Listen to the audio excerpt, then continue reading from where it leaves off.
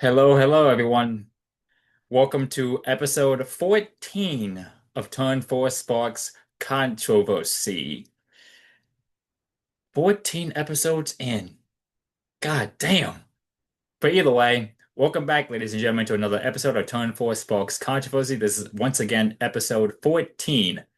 As of this recording, it is the last day of June, aka June 30th, 2025, as of this recording. I have two familiar faces on, and one face that is completely new to this podcast station. But the two familiar faces on this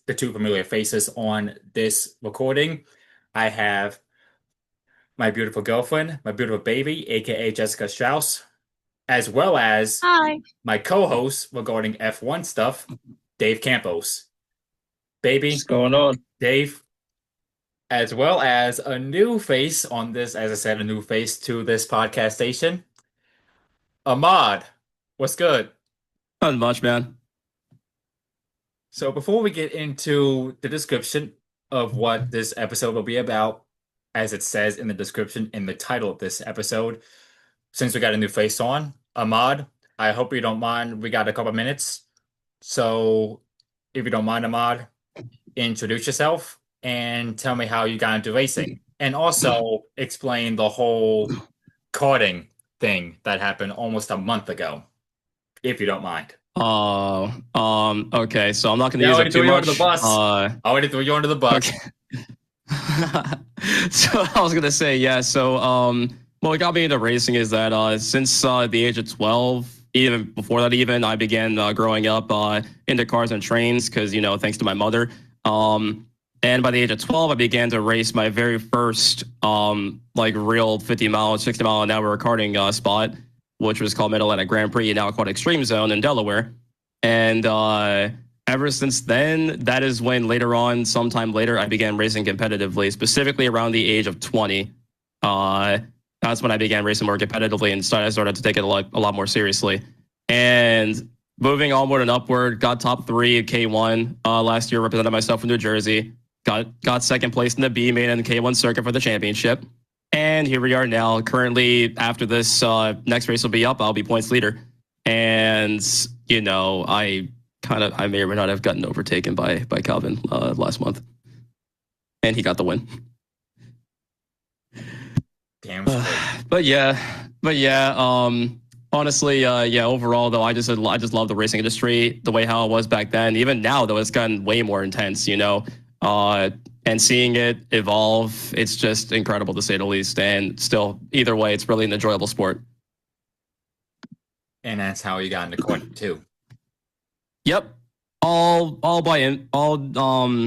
It was a growing type of hobby for me as well as a competition. And overall, seeing other people race on TV, it just makes me think like, yeah, I guess that'll be me too, hopefully.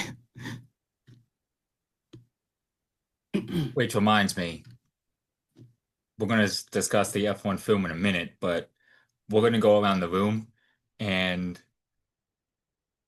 because I don't think we discussed how we got into F1. Dave, I think we did in the pilot, but for those that are new, you may want to tell the audience or the listeners how you got into F1 to not only to the newcomers, but also to refresh my brain because I vaguely remember you mentioning that in the pilot because it's been 2 years since that happened.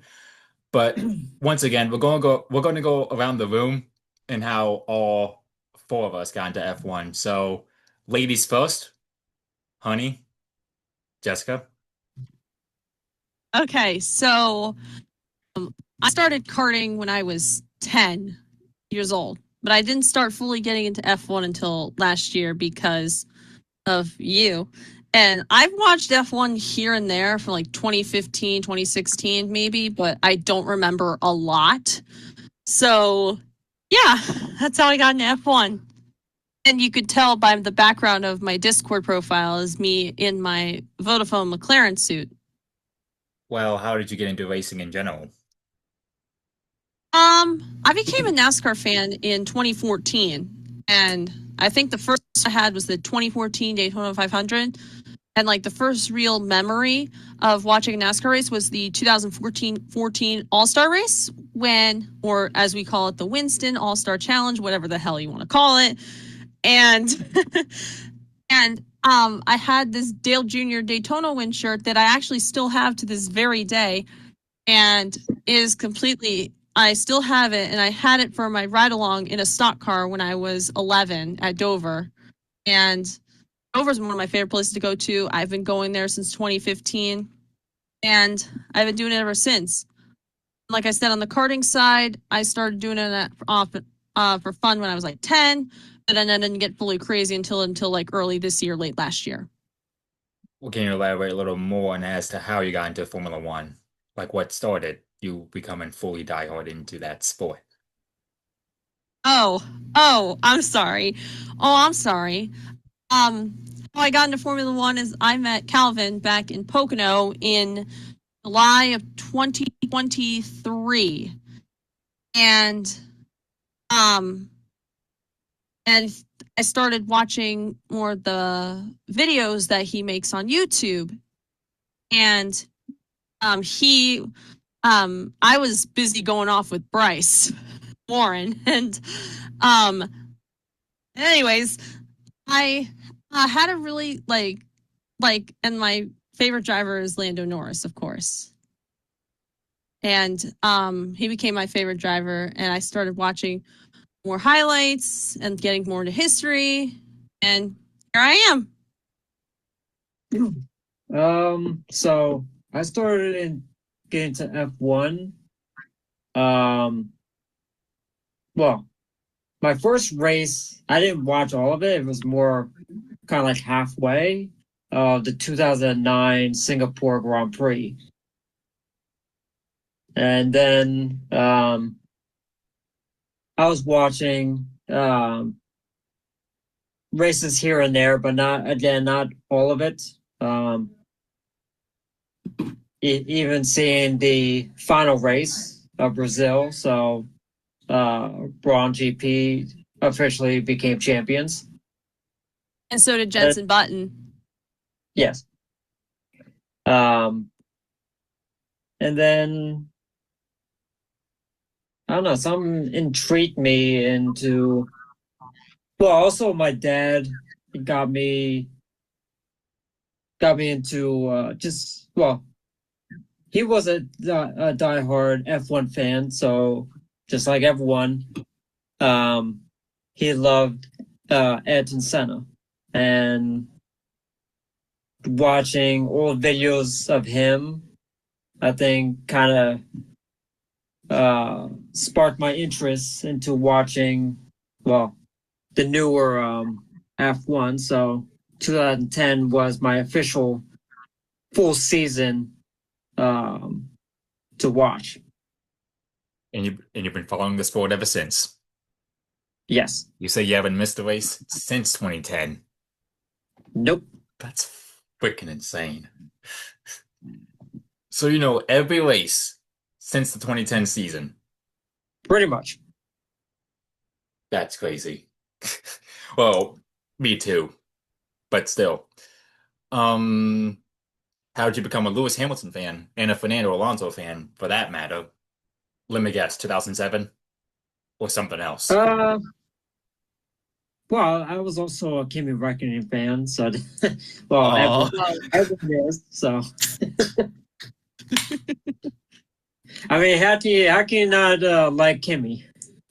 You did see him win, after all. Yes, I did. Texas his final win at Coda. His first win, his first win at Coda, and his last win at Coda, and his last win in F1, period. Mm-hmm. The 21st overall. As far as you, Ahmad, can you elaborate on how you got into F1? Okay, so you know what's crazy though about this? I didn't watch full-on seasons till the middle of last year, being 2024. What's crazy enough though, I've watched bits and pieces of past Formula One races, but when I got more and more into the last year's season, I started watching more and more of some past races, and I've only gone the furthest I've gone back was I think I'd say 2014, I think, was the farthest I've gone back to. But I've also seen like bits and pieces too of like past races prior. Like obviously I've gone back to like some of the good old days, you know. Obviously some bits and pieces of previous champions, like when Lewis Hamilton got his first title back in 2008. Who else? You got Kimi Räikkönen. I've even watched some bits and pieces too of like Michael Schumacher's era, all the way back to when Ayrton Senna was still around. And bear with me here. Back in the early 2000s, like I wasn't exactly a Formula One fan. In fact, okay, you guys are gonna hate me when I say this, but I kind of treated Formula One as a bit of a joke at first, mainly because like seeing that I was like, oh, look at that, those cars are too fragile. So yeah, so I became more of a NASCAR fan from the beginning. However, over time though, it built up to like I said, all the way to like 2024, and then seeing some of the other seasons, like obviously this 2021, you know, the whole season with Max against Lewis. I feel like I missed out on a good year at that point, like on real time, not gonna lie. Dude, And you really did. You really did. yeah, I know. Seeing the whole season alone, I was like, damn, dude. And what else you got? You also got some intense seasons too, like even prior. Like what year is that? I think that was like 2000. What year did Sebastian Vettel get his first title? Was it 2010? 2010, yes. 2010. Yeah, 2010. Yeah. So yeah, I missed on some good years like that as well. There's a bunch of good years that I've missed out on, but overall though, I'm glad I didn't like completely ignore them, because obviously I would never have like known like the history behind other things as well. But yeah, I am more of a I was a Max Verstappen fan for a little bit, and I've been more so of a Lewis Hamilton fan over Max. So Lewis all the way. Thank you. Honey, did you just boo? Yes, because literally Listen. everyone. Listen, I said I was, okay? The key term was. Okay. If you were still a Max fan, I'd still be booing. Well, Listen, I'm Hey. donating my Red Bull hoodie to the to whatever kind of charity work has up near down the street of my house right now. So I'm donating that. well, Dave, you too, because you also you loathe Max. Yep.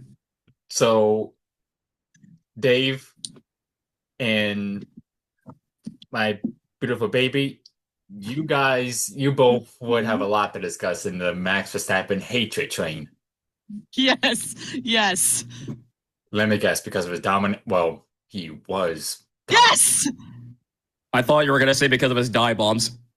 No. Well, then that's what Daniel Ricciardo is infamous for. But he's not doing that now. Well, he's not even on the grid no more, but still. But for me, I got into F1 because someone in the summer camp that I went to, a go-karting summer camp that I went to, is a big Formula One fan. I don't know if he still is or not, but we talked about it almost every day. We mentioned films like the movie Rush, the 2009 Ferrari, which was one of the displayed inside the center or the meeting room or whatever it is, which it's no longer there ever since K1 bought Speed Raceway. But Yeah, Speed Race. I used to race at Speed Raceway in Horsham myself. Back to what I was saying. Oh yes.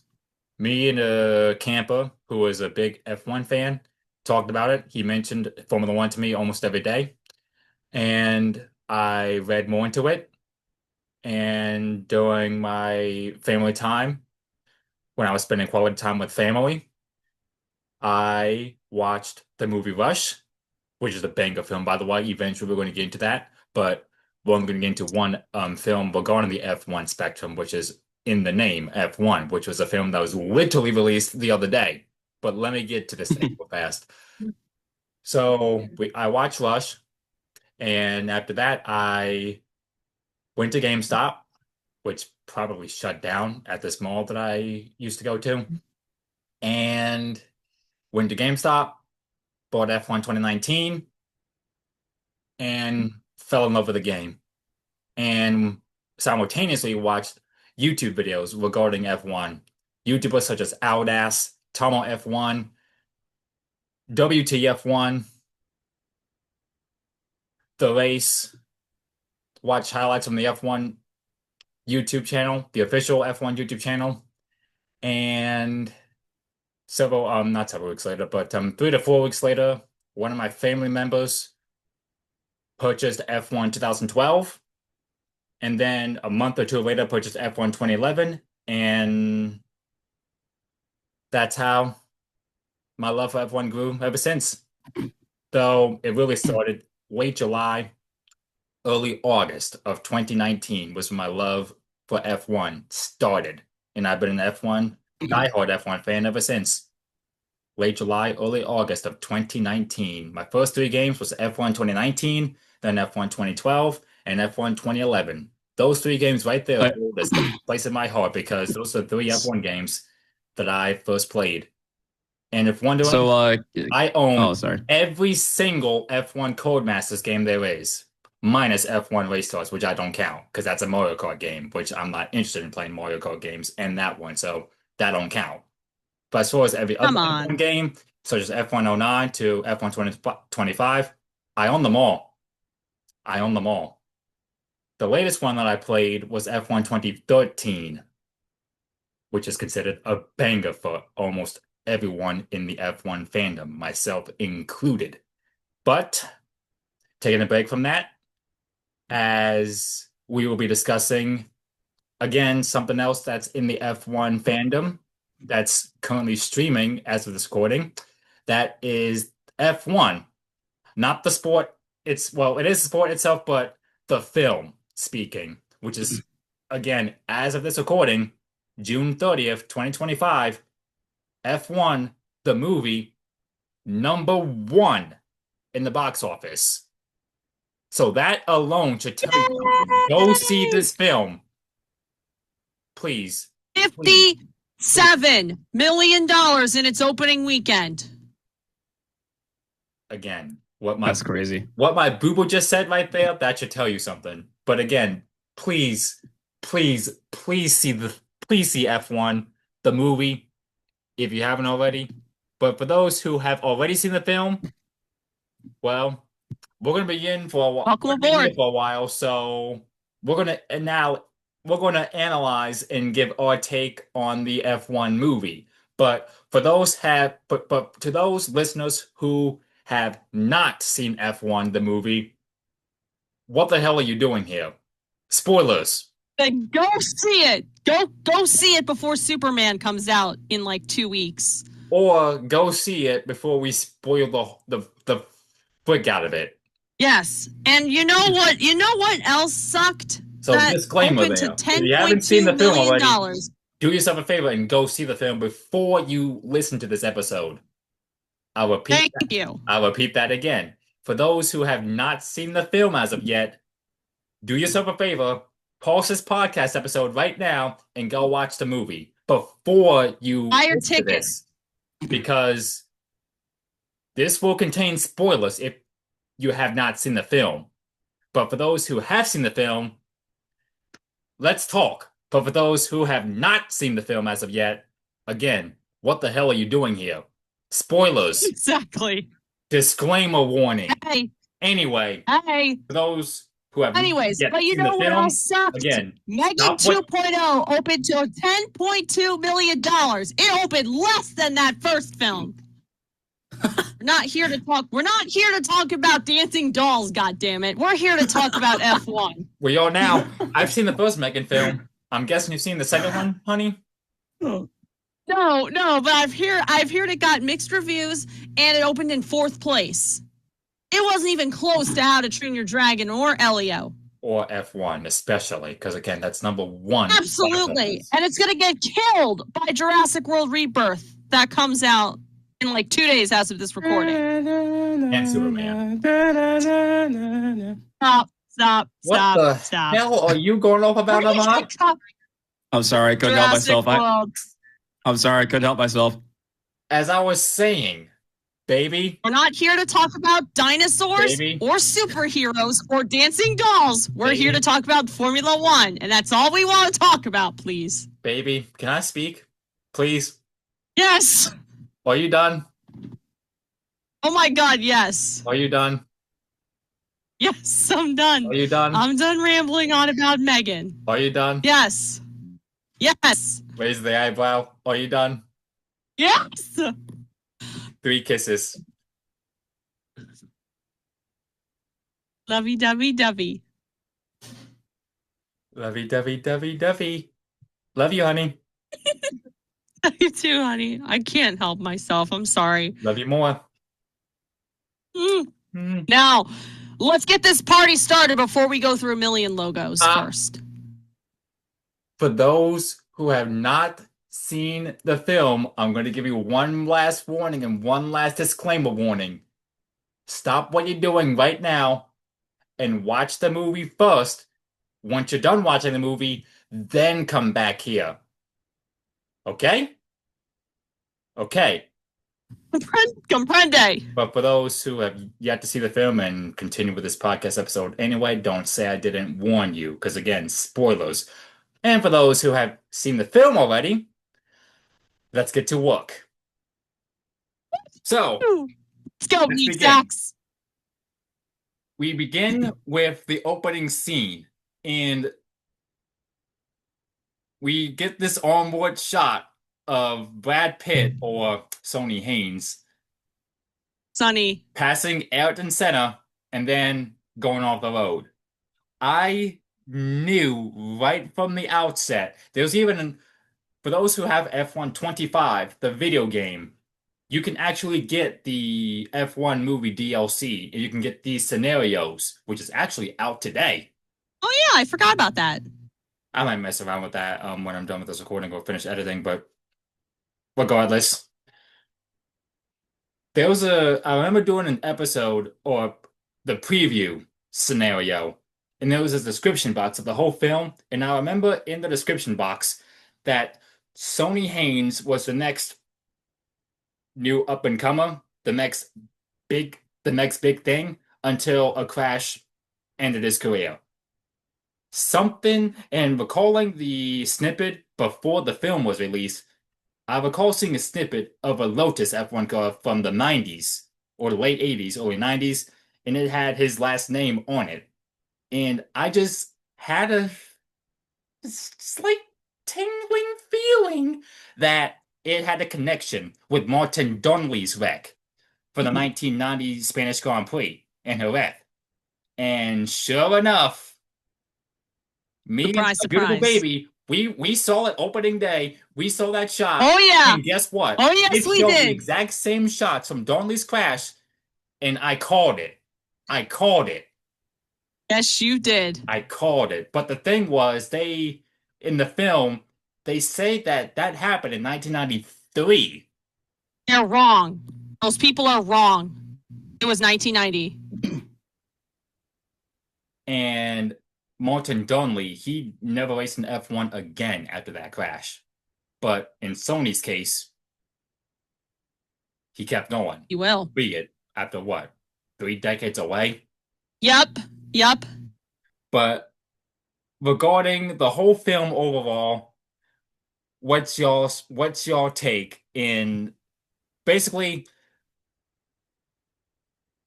how do you grade the film, both inside and out? And can you all go in depth on your take on the whole film? Ladies first? I was literally seeing this with Calvin on opening day. And I'm like thinking to myself, hey, should I bring my McLaren suit with me? And I was like, yeah, no, it was a bad idea. But we're not skipping pages here, my friends. And then we get to this next part, which is the Rolex 24 scene. And who does the commentary for that? Lee Diffie, NASCAR on NBC. He's the one doing the commentary for the Rolex 24. And IndyCar. Well, until Fox. Oh yeah, formerly IndyCar until Fox came over. Yeah, even though the Fox coverage sucks. And F1. When F1 was on NBC from 2013 to 2017. Dave, I'm sure you remember that, do you? Dave, you know who Lee Diffie is? Yes. You know he was the lead commentator for F1 in 2013 through 2017. Yes, I did. So you do remember. And David Hobbs was also in the booth. And Steve Matchett. The big three, as far as the NBC coverage is concerned. But honey, carry on with what you're saying. Okay. And you could see that the first song, I think the song was a Led Zeppelin song. You better not I play believe. any song from that film or anything outside the film for that matter because of copyright reasons. So please don't. Thank you. Play it, but I'm don't play not playing. any of the snippets, please. Shut the f up. And I'm going to have to censor that. I'm not playing it. Boy, oh boy, they had Led Zeppelin, and then this was filmed during the 2024 Rolex 24, and what that happened is he won. He lives, and Sonny lives in a van. Exactly. There's nowhere to go. A He's broke. freaking van, bro. This dude lives in his own car. And he races? Are you kidding me? Why would you do that? At least he got his money's worth, which leads him from Rolex 24. He went to F1 and then Rolex 24 and then came back to F1. But do you know that one scene that gets me every time recalling the trailers and the film itself? There's this one line where he meets Joshua Pearce for the first time. There's this one scene that gets me every time. Oh, okay. I can't do impressions. Yes, you can. For spoiler reason? Yes, I can. When was the last time you won a race? Daytona. You gotta. Oh, I'm sorry. I thought you meant Formula One. Oh, I'm sorry. Then the same as you. That was funny. Wait a minute. That's still funny. Dave. And then when was the last time you won a race in K1 regarding the league? Or did you win a race? What's that? Did you win a race in the league at K1 Speed? No. And same as me. So basically I'm Joshua Pearce then. You're both on the same boat then. But I think, honey, you're ahead of Dave. Considering Dave, I think you did one race. He only did it in January, yeah.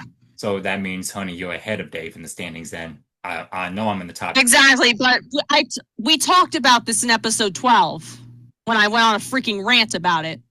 And that's the part when Alex spun me out. And I do not want to talk about that. Shut up! I don't want to hear it. I don't want to hear it. Well, you may. I didn't even say anything. I just coughed. Okay, if you were saying anything about it, I would have been angry. Well. And then the next song that plays is Round and Round by Rat. Which is in Vice City Stories. Yeah, I see it's in the laundromat. His former teammate, Rubens, I think. Not Rubens. Yeah, Rubens. Not Rubens Barrichello to be confused. Not Rubens Barrichello. Not Rubens Barrichello. But he was his former teammate. And he's like offering him, I'm offering you an open seat in Formula One. The pinnacle of motorsport. He even got a first class ticket to London. Exactly. Like, how awesome is that? Would you take that? Would you? I take that opportunity, hands down. Hands down.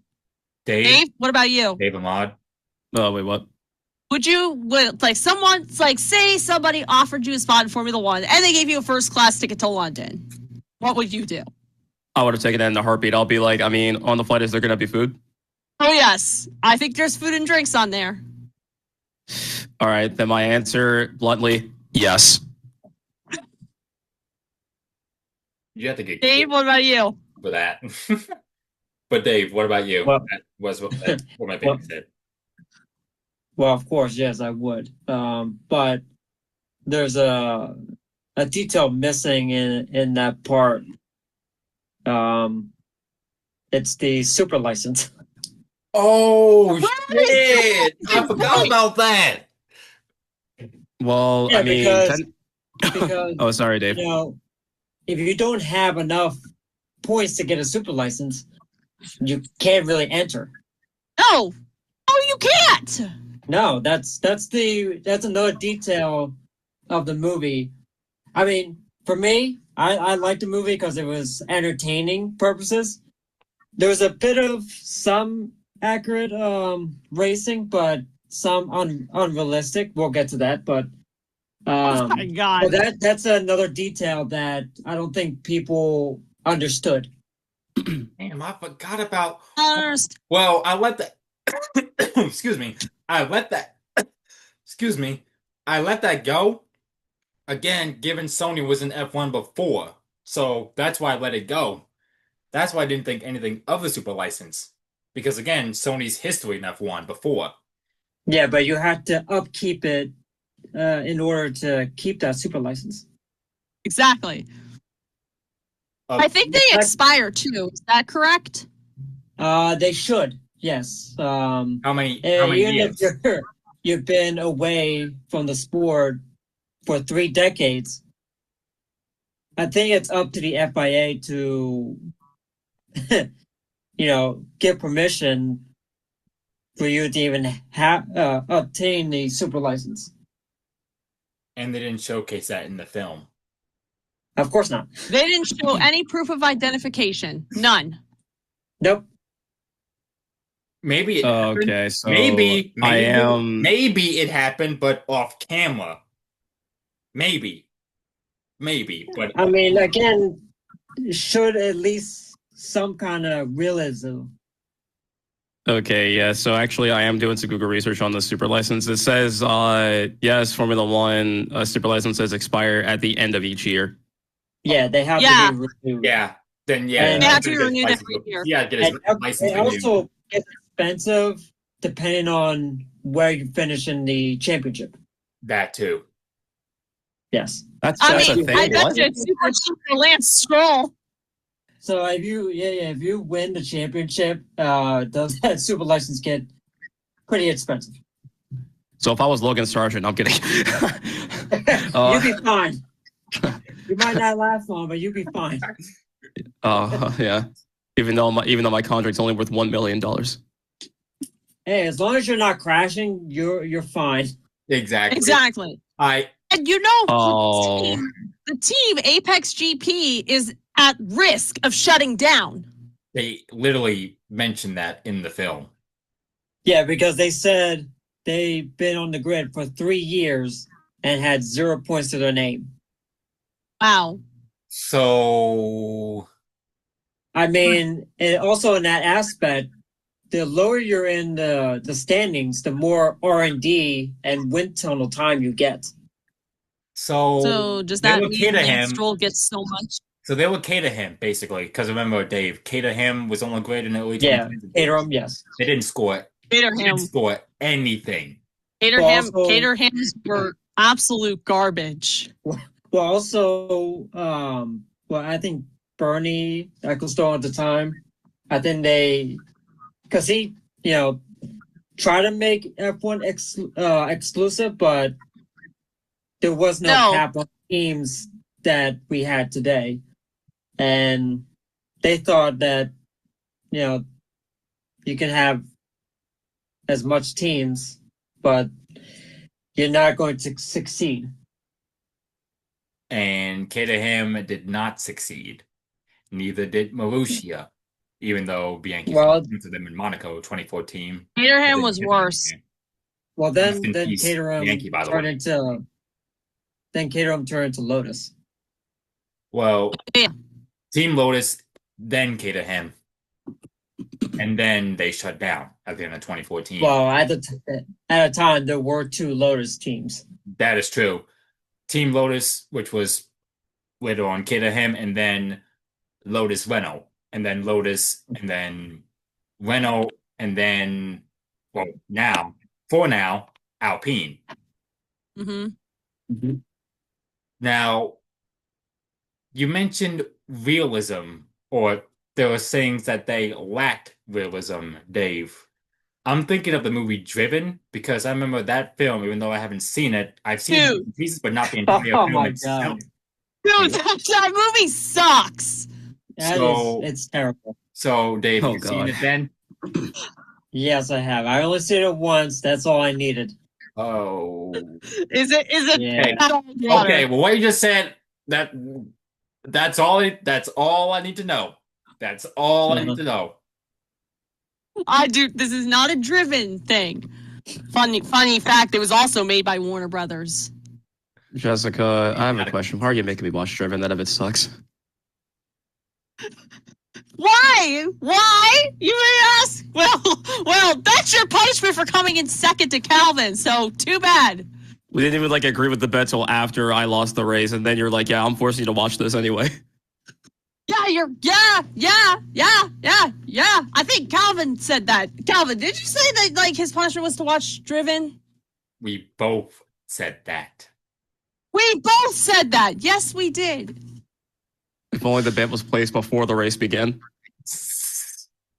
Well, I think so. you started the punch anyway because you finished second. So Too bad. Have fun. Too bad. Have fun. Have fun. You're like the cup drivers now. They do punishments every time they come in second. You guys cannot tell this, but like, through on my point of view right now, I'm just having one tear drop down slowly but surely down my cheek. Oh dear. I'm being forced to watch something I don't want to watch. Well, too bad. Too you're bad. welcome. You're welcome. Oh, Dave, help me. no, I can't help. no, you're on your own, Ahmad. Nothing can stop you now. Sorry. Now, honey, did you watch Driven?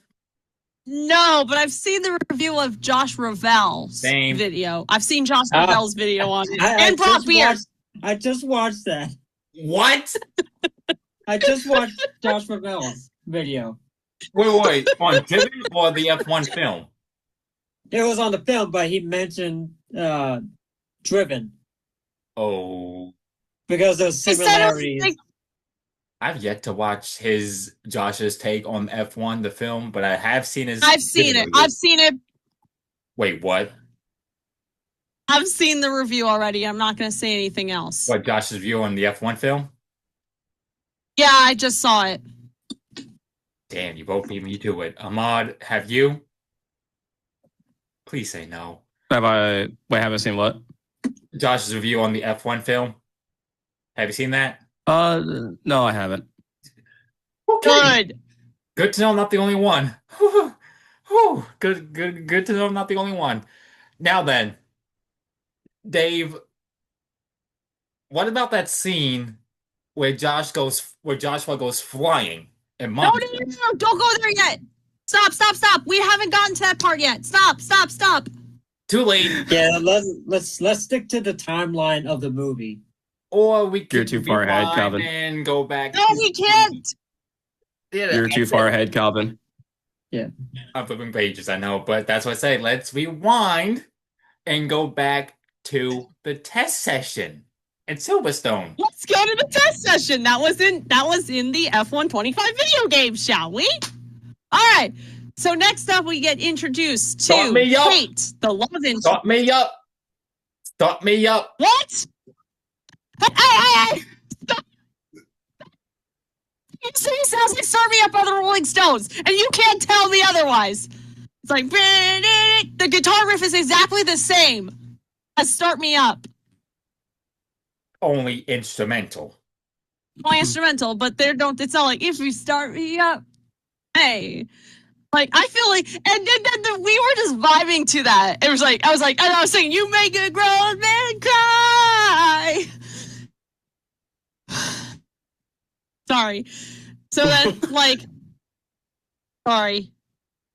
And then we also get to meet Joshua Pearce as well, the cocky Lightning McQueen ripoff. Yeah, we could say that. Yeah, I could say that. I'm sorry. Cocky, Oh, stuck I'm sorry. up, I meant Formula arrogant, One. ignorant, and over his head. Reminds me Yeah. of a certain And then, somebody who won a race against me months ago. whoa. So you're saying that I drive like Joshua Pearce? Is that where you want to go? Bring it on. Bring it on. Oh, Calvin, you should run. I'm not running.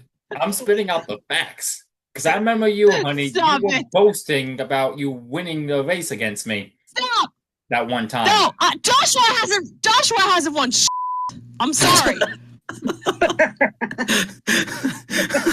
God damn. Whoa, she's got a point. I have more wins than Joshua Pearce. I can totally say that. You do know you're in a room with gentlemen who have won more races than you have. I hope you realize that. Oh, So, again, oh dear. you're letting your mouth run. You're letting your mouth run. Don't get too cocky, honey. How many races did I win in K1? Dude, I lost count. How many did It's you like I know win? okay, wait. If I have to like recount exactly how many, okay, we're counting last year's wins, including this year. So I won I've won 2 so far this year. And last year was one in my second run in GPs, which was like March. And I won one in July, then back to back in August. And then I was struggling for quite a while, and then my final win in the season was December. So yeah, if I had to recount, I lost count again.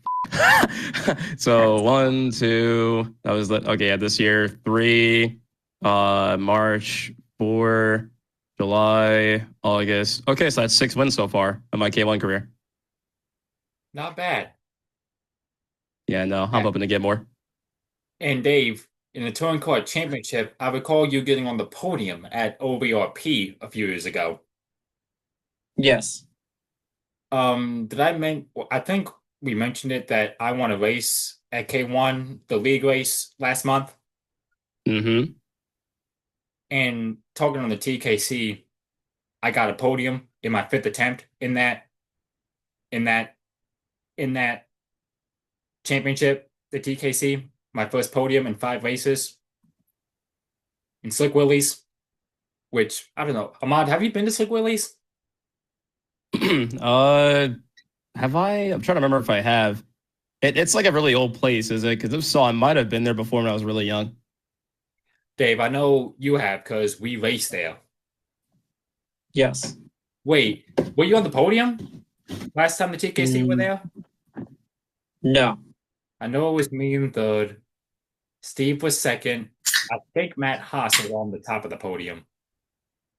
I'm hoping. I know Rob Torres knows Matt Haas. Wait, did you just say Matt Haas? Correct. I know I also know Rob Torres as well. Why? You know him? Oh, God. You know him? Oh, God, Rob Torres. Okay, now, I was going to say, I meant to tell you guys this sooner, but I literally ran into him at K1 Horse Show, I think, a week and a half ago. Well, yeah, he did. I saw it on your Instagram story. And he beat you. Way to spoil that, Jess. Thanks. Sorry. Teardrops. Not sorry. Teardrops. But Ahmad, you asked me if I said Matt Haas. Yeah, so I think if I recall, he's also an employee at Extreme Zone. Wait, what? Yeah, he actually works at Extreme Zone right now in Delaware. Oh my God. I might check that out while going to Dover. I might check it out. It's in Wilmington, Delaware, just FYI. So it's like directly across the bridge from Jersey. So you're gonna have a hell of a drive getting there. Oh my God. No, I'm going to Dover for the freaking NASCAR event. Race. Oh, NASCAR event. Wait, so you think it would go to Wilmington like on the way to Dover, or? I would probably do it like, because I have garage passes for the Xfinity series as well as the Cup series, so I might do it after the Xfinity race. I don't know. But I'm not bringing all my gear down because I'm not driving in it. Okay, with the Cup guys. Okay, drive it. Are we clear on that? Well, yeah, I get that. All right, where were we? We were at the testing scene. We were at the testing for Silverstone. Yes. And then he says they've gone through 8 different drivers. And they said get a reasonable target. Give me the same setup as him. If I can't post a lap time, like a second of JP's, you could promptly see myself out, and you could take your lucky shot at lucky number 10. 10? 10. 10. It's JP. That's the wrong song. Wrong song. Wrong song. Sorry. So when we get into that detail though, has anybody ever wondered like what kind of setup of the car that he's in? Joshua Pearce. Yeah, I have no idea. It's like I'd be thinking too, like this kind of like, since we're technically in the ground effects era of Formula One, I would think like a lot of rookies out there right now are kind of more into the oversteery type of setup, because a lot of the cars, well, not a lot of the cars, a lot of the drivers that I see that are on the grid right now, most of them are more oversteery drivers. And that's what the our modern day era Formula One cars are into. That's what they more enjoy right now. But drivers like Lewis Hamilton and Fernando Alonso, they're aggressive understeery drivers, and our modern day cars hate that. So I would think Joshua Pearce is like more of an oversteery type of driver. Thinking Wow. back on the footage, I sense he was using an oversteer setup, Joshua Pearce. Yeah, that's what I was think saying. so. And you can tell right from the off that he was going to have a quite the season, given that he was I'm going to put it nicely, skeptical on Sonny Haynes' approach to the team. And I think his Especially when- engineer, Especially when Joshua's Sonny engineer, crashed. said that he raced with Regine Rubens Barrichello. Nope, we're not there yet. So he's driving around. He's going a little bit slower than Pearce's time. Mm-hmm. And then after that happened, boom, he just crashed. Well, like, I think they missed out on like one thing though when it came to testing out a car in Silverstone. So basically they timed him on his outlap. They didn't actually like time. Well, no, I lied. They didn't actually like time him like in the right way, if I would think, you know, like technically if they want to test him just correctly, I would say do his outlap first, give him like his warm up lap so they can warm up his tires first, and then give him the push lap. He just went straight for the push at the second that he was done his outlap. Exactly. That's exactly my point. Yeah. Wait a minute. Or it would have been better to put him in the simulator first than the actual Yes. car. Yes. Since Even though I they're suck at it. they're on Silverstone, so their headquarters is technically there. Yeah, right. Exactly. Rotation. Even though I suck at iRacing. Oh my god. I know, I suck there too. Wait a minute. Dave, can you? Yes. I was on the phone with you earlier saying this, but you and Alex saw this film with your helmets on. helmets, man. Like I said, no. We wore our helmets going into the building. Once we got in, we took it off. We just held it, had it off for Helmets the entire are not for movie. popcorn. Well, I don't think they didn't have those helmets. I think they were sold out anyway. And also, I'm I not paying saw a 30. couple of them. Well, not at my theater. I didn't even bother to check anyway. I'm not paying $30. Dude, just use your helmet as a popcorn bowl. Yeah, Helmets no. are for racing, not for popcorn. Okay? I mean, AMC do have you know, the two drivers' AMC had helmets. that, yeah. Yes, I did. They also had a Megan one too. Oh Lord. And the face came out. Oh, but yeah, I was also gonna say too. Speaking of the Silverstone testing and whatnot, so I know from previous drivers, like the way how I seen them, like obviously in the film we see, okay, theoretically Brad Pitt is actually an ex Formula One driver who's been out for 3 decades, correct? So from that on, moving forward back then, I don't think Brad Pitt at least wanted to get into the simulator, if you ask me. I mean, yeah, technically there would be some testing involved with, like, you know, physical training, even simulator testing as well. There has to be like multiple tests involved before you even step into the Formula One car. That's true. However, with the way how I would think for an old driver like okay, not Brad Pitt. I keep saying Brad Pitt. It's Sonny. It's Sonny Hayes. Yes, Sonny Hayes. Yes. Yeah, yep. So being an old driver like him, technically, if you were someone like either Lewis Hamilton and Fernando Alonso, technically you wouldn't even like enjoy the simulator at all. Just because for someone who's like an experienced racer since like back in the day, type of Formula One driver, yeah, honestly, you would think like as an old driver like him, he would be someone who clearly not be using the simulator as often or like almost little to none at all, you know? Exactly. But there's also another interesting story with Tom Cruise and Brad Pitt, and they're thinking of doing a crossover together. When they filmed Interview with the Vampire, Tom Cruise and Brad Pitt would actually be done after they filmed the movie. They would go out and race go-karts together. Brad Pitt is a very good driver. You know what's crazy though? If I recall, he even raced a Red Bull car, like an actual Red Bull F1 car at one point in the middle of the desert. Yeah, 2011. Yes, he did. I think this is like right on the outskirts of Las Vegas, if I do recall correctly. Yeah, it was during promotion for one of the Mission Impossible films. Okay, yeah. I figured, yeah. All right, honey, where are we going next after that? Like he says, he passes the test. Meaning he's in the big show now for the first time since Now then he got signed. Allegedly. And it's a press conference. And then we have the press conference.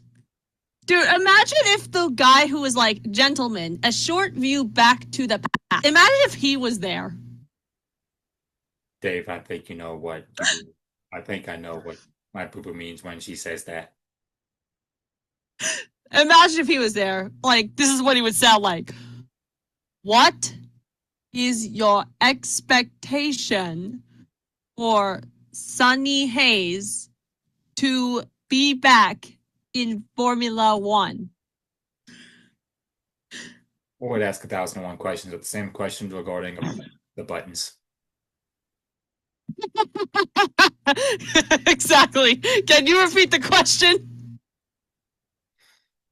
Shades of Abu Dhabi 2014. Dave, you remember that?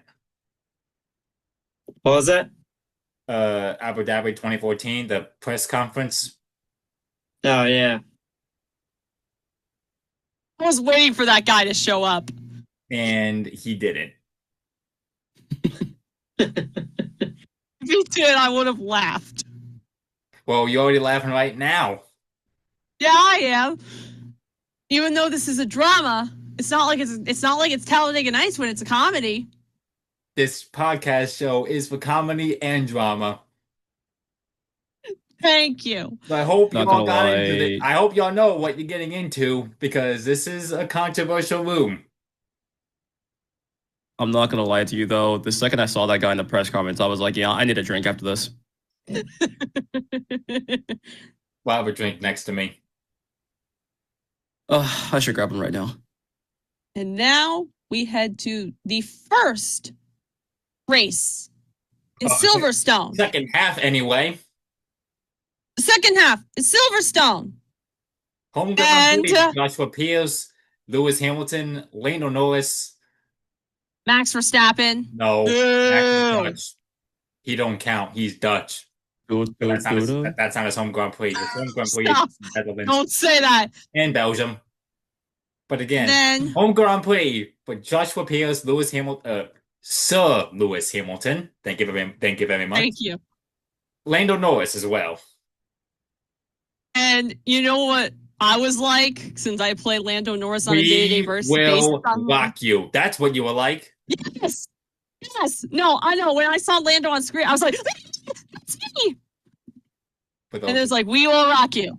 For those who don't know, my boo-boo is a huge fan of Lando Norris. That's why she said what she said just now. Like, you remember that thing he does before he gets in the car? The funniest thing. Honey, stop. Before we get there, you remember that thing that Sonny does? Like, he like kneels down for like 5 seconds, maybe at most, before he gets in. I might do that. I might do that. If you see me bent down, you'll understand why. So yeah, I was gonna say it's either you do that or you can do the thing that Pierre Gasly does before he gets into his car. What does he do? So basically, he doesn't exactly lean down to his car. He actually leans like he's actually next to his car. He looks forward. He goes down on his knees, and then he does the whole like you know how like you place like two of your hands like on your face, the left side of your chest and the right side of your chest, and then you like praise it up as if you're praising the God. Yeah, that's the thing that he does sometimes whenever he's on the grid before he sets off from it. Yeah, but like I know I should count in my head like should I do it for 5 seconds or 5 Mississippis? Yes. Do like So you do want like me to go- 50-50. I'll do like 1 Mississippi, 2 Mississippi, 3 Mississippi, 4 Mississippi, 5 Mississippi. Yeah. I mean, that'll work. And then the funny thing happens that we actually saw in real life at the Austrian Grand Prix yesterday. Dave, I know you remember it. Yep. When Sonny Hayes stalled the car, that's exactly what happened with Carlos Sainz. I think we all had that thought, like, hey, Yes! I've seen this before. So I'm gonna defend Carlos in this one too. There is a legitimate issue with the Williams though, so I mean, Again, the Williams had a mechanical problem. Sony's car did not have a mechanical problem. No, he just didn't upshift the first gear. Well, he did that on purpose. Wait, what? Upshift. Wait, whoa. What'd you say, Dave? Sonny Hayes did it on purpose because Oh, that was a tactic. Wait. I don't think that was purposeful. What? Wait. What'd you say, Ahmad? I don't think that was purposeful, if you ask me. Oh. Okay, we got two opposite sides here. Honey, what did you say? Was it on purpose or was it not on purpose? It was on purpose. It was on purpose. Okay, so you sided with Because he has Dave. no idea what he's doing. He's not used to that steering wheel. He's used to shifting like a NASCAR. Or the old days of F1 where they had to take shift. Exactly. But guess what? This ain't But NASCAR, then- honey. This is Formula One. Got it.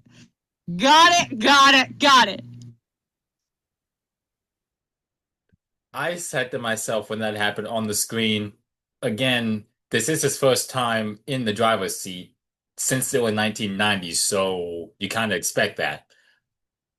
I'm like, Me what are personally, you doing? that's what I say. Because again, it's been since the early 1990s that Sonny Haynes set foot in a Formula One car, so he wasn't used to the formation lap procedure and all that. Yeah. Because again, in those days, in the old days, F1 cars had a manual stick shift and not these complicated buttons and paddles that you had to do to get the car in gear and then the clutch, start it up, Dear. and all this shenanigans that we have nowadays. In the old days, you can just flip the switch, clutch in, put it in neutral, first gear, you're on your way. That's what it was in the old days. But now, with these modern day cars, you have all these buttons and these paddles at the back of the steering wheel that it's complicated. It's complicated. Let's just say that. So again, that's why I I said know. Formula One back then compared to now, that's why I say Sony made that why that happened. Regarding that formation lap as to why it took him so long to start up. Because it wasn't used Exactly. to F1 cars. That's what I Exactly. say. But Dave, honey, you both say it was deliberate. Can you explain that? Ladies first, baby. Oh, all right. He literally has no idea what he's doing. He's like a deer in the headlights. If that were me, I would be freaking clueless. Or freaking out. I'd be clueless or freaking out. I'd be like, "Oh, what am I supposed to do? What am I supposed to do? It's either that or I'm stalling. That's all I'm doing. I freaking stall the car. I'm sorry. Or you'd freak out simultaneously. Like, would I be screaming into the radio and saying a bunch of things that Max Verstappen would have said? You could say that, yes. Dave, Sonny what would was you do in this situation? he was a little too calm right at the start because I'm pretty sure during the weekend they had to at least practice the procedures anyway. So Exactly.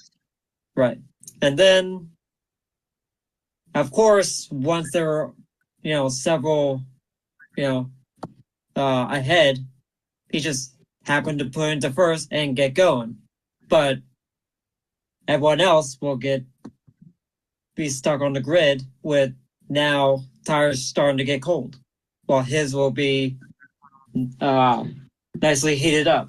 Oh, I'm like, I remember what you're referring to now. Because I remember Joshua Pearce mentioning that, something in that lines, if he was doing that to warm up his tires. what? Are you kidding me? Like, would Lando put his visor up? That's smart. I actually made up That's my smart. own lines. I made up my own lines.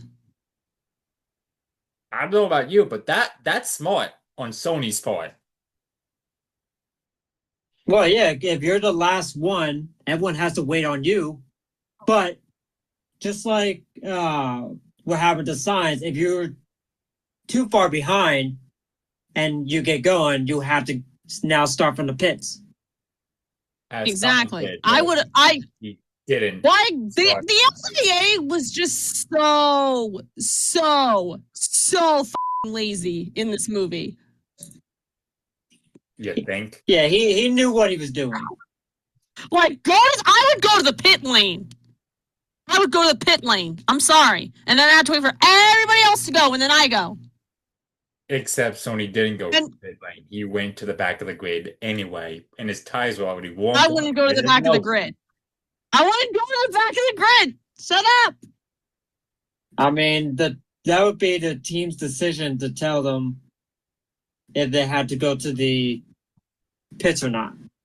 Because now the FIA is pretty much giving the teams the option for those decisions. If not, then they wind up getting penalized. Exactly. And can we talk about before we go any further with this? Can we explain the POV shots? Did it feel like we were karting again? Oh my god. So, not gonna lie to you, when I see the POV shots, I'm like, yeah, I kind of want to go racing tomorrow. No, Same here. Right now. Well, Come on, Nico Rosbot. Let's go racing. I mean, I am supposed to be at K1 tomorrow for the Teens and Juniors League night. Why are you there for teens and juniors? Why? Well, I have a protege that races for the teen leagues right now, so Oh, how old is he now? he's 14. 14? Okay. So he just moved up. Well, I mean, he's already been like in the season for like a couple of times. Well, not a couple of times. This is like his second year in K1 season now, actually. And last year he did pretty well. He was third place in the teens, just like I was in the adults. And he's trying to get the top 3 spot again for this year. Dave, your thoughts on the POV shots? Yeah, I liked it. I thought they would at least kind of like what we usually see on TV. You know, they usually had the camera inside the helmet. Which they did. But- I don't think. No, it's right near the front. It's near facing the driver. It's facing the driver. They had that too with an iPhone. They used an iPhone for that. Yes. They used like a special camera with like iPhone pieces in it. And then, honey, remember like you were holding on to me for dear life, and you actually, when the lights went out, the race begins, and you were literally shifting on my arm. I was. And I was like, oh, this is fast. Oh! Dave, you remember Carlos Sainz said that? Yeah. 2020. Now then, Yes, two of us don't. Wait a minute. We're not done with the debate. Ahmad, Yeah. you mentioned that Sonny Haynes with the formation lap, that was not on purpose. Can you explain why? So I mean, I wouldn't say it was like an intentional like a stall. and my part, because like literally though it's like almost if like he like kind of forgot about like the whole like procedure of like how to even like start up the car, or not start it up, but like at least like upshift from neutral to first gear.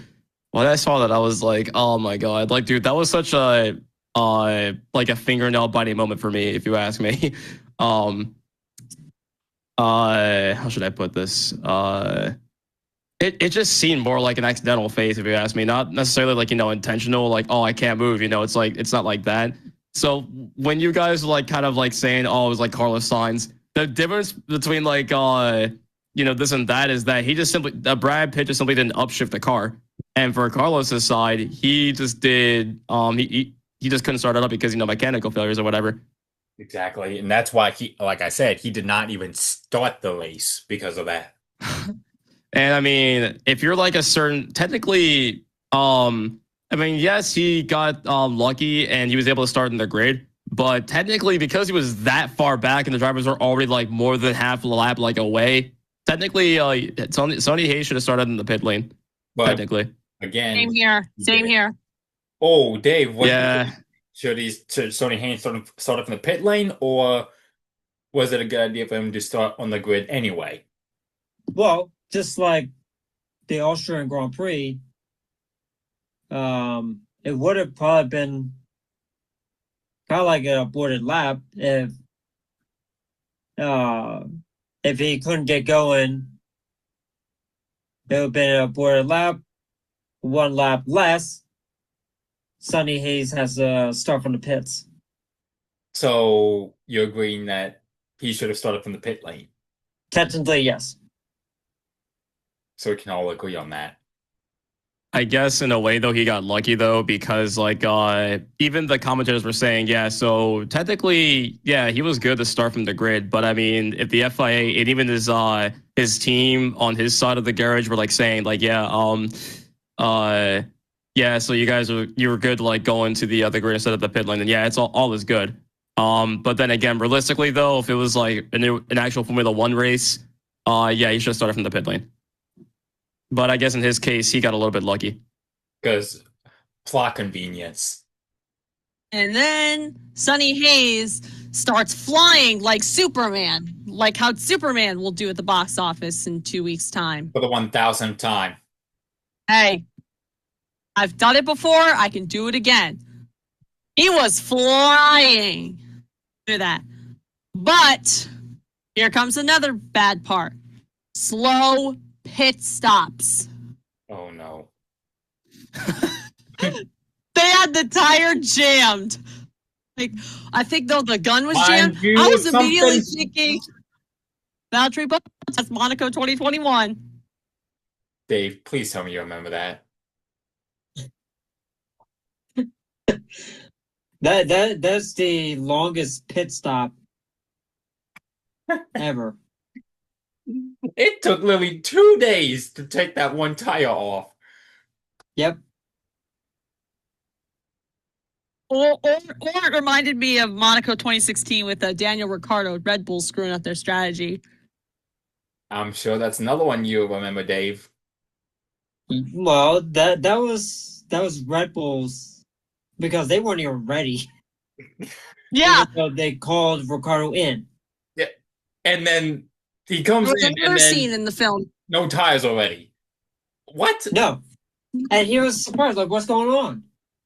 And then he loses the lead. And like, it was just, oh. So, Ricciardo had every right to be pissed. Which he was, but he redeemed himself 2 years later. Right. But at that moment, he had a right because his team screwed him over. If that didn't happen, Ricciardo would have won. Point blank period. Yes. So he could have had 2 wins in Monaco, 2016, 2018. Another one? Oh, and beginning 1999 with Eddie Irvine. Oof. Dave, you remember that, do you? What's that? Eddie Irvine, Nürburgring, 1999. Yes. Another one. The gun was jammed. More than likely costed Irvine the championship. Mm-hmm. Oh boy. Oh boy. As a Hakkinen McLaren won that fan, you should be championship happy. by only just 2 points. I think, Dave, you mentioned that Hakkinen was lucky with the 1999 World Championship. Even he said it himself that it was pure luck.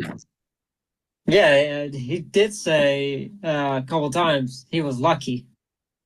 Yeah, because he kept Austria, he got spun, but even though he got hit, but he finished on the podium later. But Italy wasn't Mika's friend in 99. He crashed in Imola, and he made a mistake in Monza. Both of which, it was from the lead. Oh boy. But guess what? Doesn't matter, because he still won the championship anyway. But again, only just by 2 points over Eddie Irvine. But back to the story. All right. And they were taking 52 seconds for pit stop. I'm like, what the hell are you doing? Go!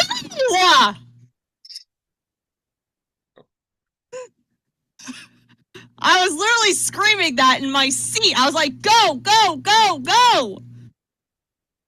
How did people not hear you, honey? I don't know. Well, I'm all the way in the back. We both were. The only person that could really hear me is like if the NASCAR drivers were to come, Connor Zilch and Justin Allgaier. They would have been next to us because Connor Zilch is the youngest one here. Keep in mind too, like the movie itself was in the 2023 season. So imagine that, right? I was about Plus to Max mention Verstappen, he would have been 2 laps down basically. And then they collided. Hamilton Rosberg for you guys. Oh, Just like me and Angelo. don't remind me. Shut it. Don't remind me. That's the one when Angelo got like really pissed off and he started cussing out an employee. Like, what the heck did he actually say? So, okay, so now that we're getting to that, I'm going to say, so I'm going to keep this brief and I'm going to say that on my point of view, yeah, so he was already pissed off enough that like his throttle got stuck with kart number 30. And he was also even more pissed off that I overtook him and then won the race. Hence why he knocked me into the side into the barrier and shit like that. And he took it so far to the point where, yeah, he was also screaming and cursing at me too. And then when he got into the pit lane, that was when he got out the cart and was literally screaming and demanding for a manager and demanding for the mechanic. It was that bad. Yeah, it was damn. bad. Oh, does anybody remember Benson from Regular Show? Yes. Oh, so you watched Like, my show then, Dave. Wait, you know what Benson would have said to that girl who got their gun jammed? He'd be like, "You're fired." I was going to say, don't. You better do it right next time or you're fired. You said it just like Benson did. Jesus Christ. If you know who else? No, I'm kidding. Did you? Oh, so Muscle Man into the chat now? Welcome, Muscle Man. Yeah, you know who else? No, yeah, I'll stop right there. Burrito, I'm gonna give you one more chance to take back what you said about my mom. Welcome to the chat, baby.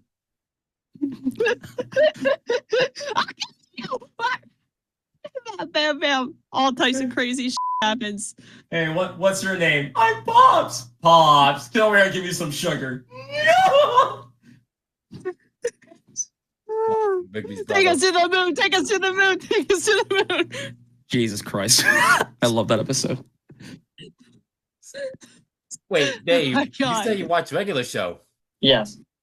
Who's your favorite character? I'm curious. Um. Oh, I'm making you think on this one, huh? I mean, I like Mordecai and Rigby. It's just those pair. You have the annoying one, and then you got the one who uses his head. Yes. Perfect duo. Yes. Or it's the other way around. Give us a raise, loser. You I'm not gonna lie to you. I'm more of a Muscle Man fan, to be honest. I like all 7 of them. Imagine if Benson was the team principal of Apex GP. I think we all know. God. He'd be Oh like, god, screw that up again and you're fired. dude, we be hearing that in every single race. But then I would get you're such, ignoring like, dude, I would get such PTSD from hearing Benz's voice like that on the radio. That would be so bad. You think? like how many he'd be so angry at us all the time. Imagine if like your radio was like bass boosted like through the helmet, and like Benz would be the one talking to you. What would he say? Dude, your ears like bleed so much. We'll be screaming like in the mic, saying like something like along the lines of like, "You better get P1 right now, or you're fired."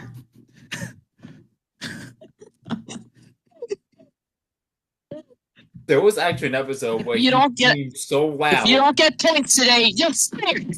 There was actually an You should episode at least where get he 10. screamed so loud, Mordecai and Richard literally lost their hearing. Yeah, that was dude.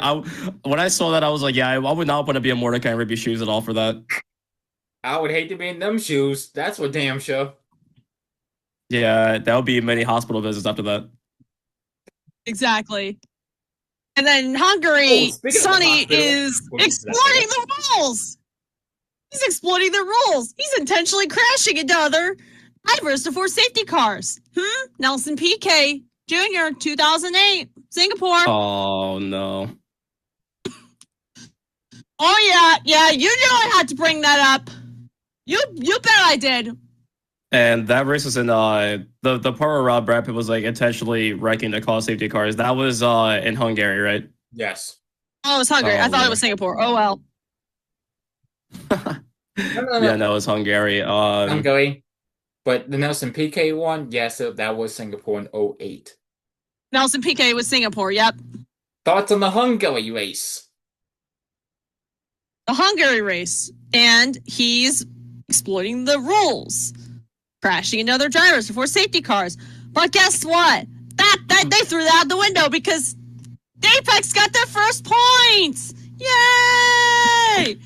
Yay! Yay! Only 10. Only 1 point. Exactly. Yeah, that Josh is excited and Sonny's getting angry at that. And and Josh is still pissed off. He only managed to pass Stroll. Nothing to celebrate. Stroll is a window licker and nobody likes him. Rocket Power Mohawk likes him. No, I'm just kidding. Nobody likes him. Nobody. Nobody. Christ. Oh my god, I did not see the driver's list, dude. It took me so long to figure out. Yeah, he only did pass Stroll and nobody else. If you're passing Lance Stroll, you gotta be so stuck on stupid. At least he's better than Nikita Mazepin. Oh my god, yes. Yeah. That guy. I'm not saying dude, it here. That guy got clowned on the whole season. What about I'm not sure if you've seen the one episode in Drive to Survive. They try to make Mazepin like a god with rain, but even though he was pretty much still last. Oh, he's not.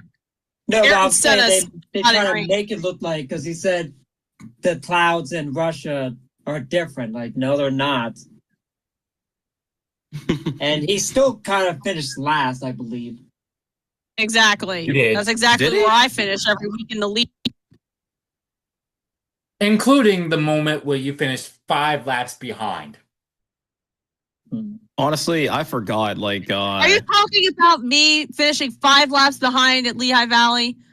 That's why I say 5 laps behind, honey. Why did you have to bring that up? Why did you have to bring that up? Calvin, run. Love you. Calvin, I suggest you not to say anything. I'll keep my mouth. Yeah, let's Dude, not get me more triggered than I already am. We're speaking to Jessica right now. Like, she's about to get Mount Fiji out this. She's going to erupt pretty soon. So Calvin, you better run. I ain't running. Then have fun dying. Have fun. He's taking the storm. He's taking that head on. That's crazy. Yeah, Angelo would try and shoot it down. Like, dude, Calvin, I respect you for that, but like, why? because I love my baby bear that much. To the point where like it would kill you. Yes. You know what? Fair. Oh God. But then Joshua Pearce is doing the old school way, and Hayes is on the simulator. And Joshua's showing now some empathy for Sonny, because guess what? He has F1 TV. Something you need to They have. still, I don't know my password, okay? You can create a new one. Are you serious right now? You can Like, you can create a new one. I tried doing that and it wouldn't let me in. I tried. So you're stuck, is what you're telling me. Yeah, I'm stuck. That's what you get with this honestly. Yikes. At least they didn't go Okay, stick with angry with like that. Okay, in that sense, you're stuck with ESPN and YouTube then, honey. Sorry about that. Yeah, I know. And then they're trying simulator work, and they're trying to prepare their car, and Kate's trying to prepare the cars for combat. Sounds familiar? Because Seriously. me and Ahmad, we use a simulator on a day-to-day basis. Yeah, I started cranking laps in the simulator. I actually mainly started using Forza Motorsport actually, and got more and more used to the 1990s F1 car. Which one? The Scuderia Ferrari one. That's like the only 1990s car I got, or that's like in the game, I think. What year? 1990. The F-190, then. Yeah, that's like the only 90s car, like the only 90s F1 car that's in the game. In Forza Motorsport. The new one. Yep. The new one. Yep, the new one, newest one. For me, F1 2020. That's where I race that. Mm. And then Gosh. and now we get to Monza. This is where the real controversy begins. So let's dive. Yeah, how about we stick with Hungary? Because No! Wait, you say hungry or hungry? Hungary. Are you hungry? Are you hungry for some Chick-fil-A? No. I'm hungry for She said, I'm Hungary for some Nick Filet. Let's go. No, because there was the That's amount what I of said. no, because of his tactics that he should have been disqualified or black flag. Yes.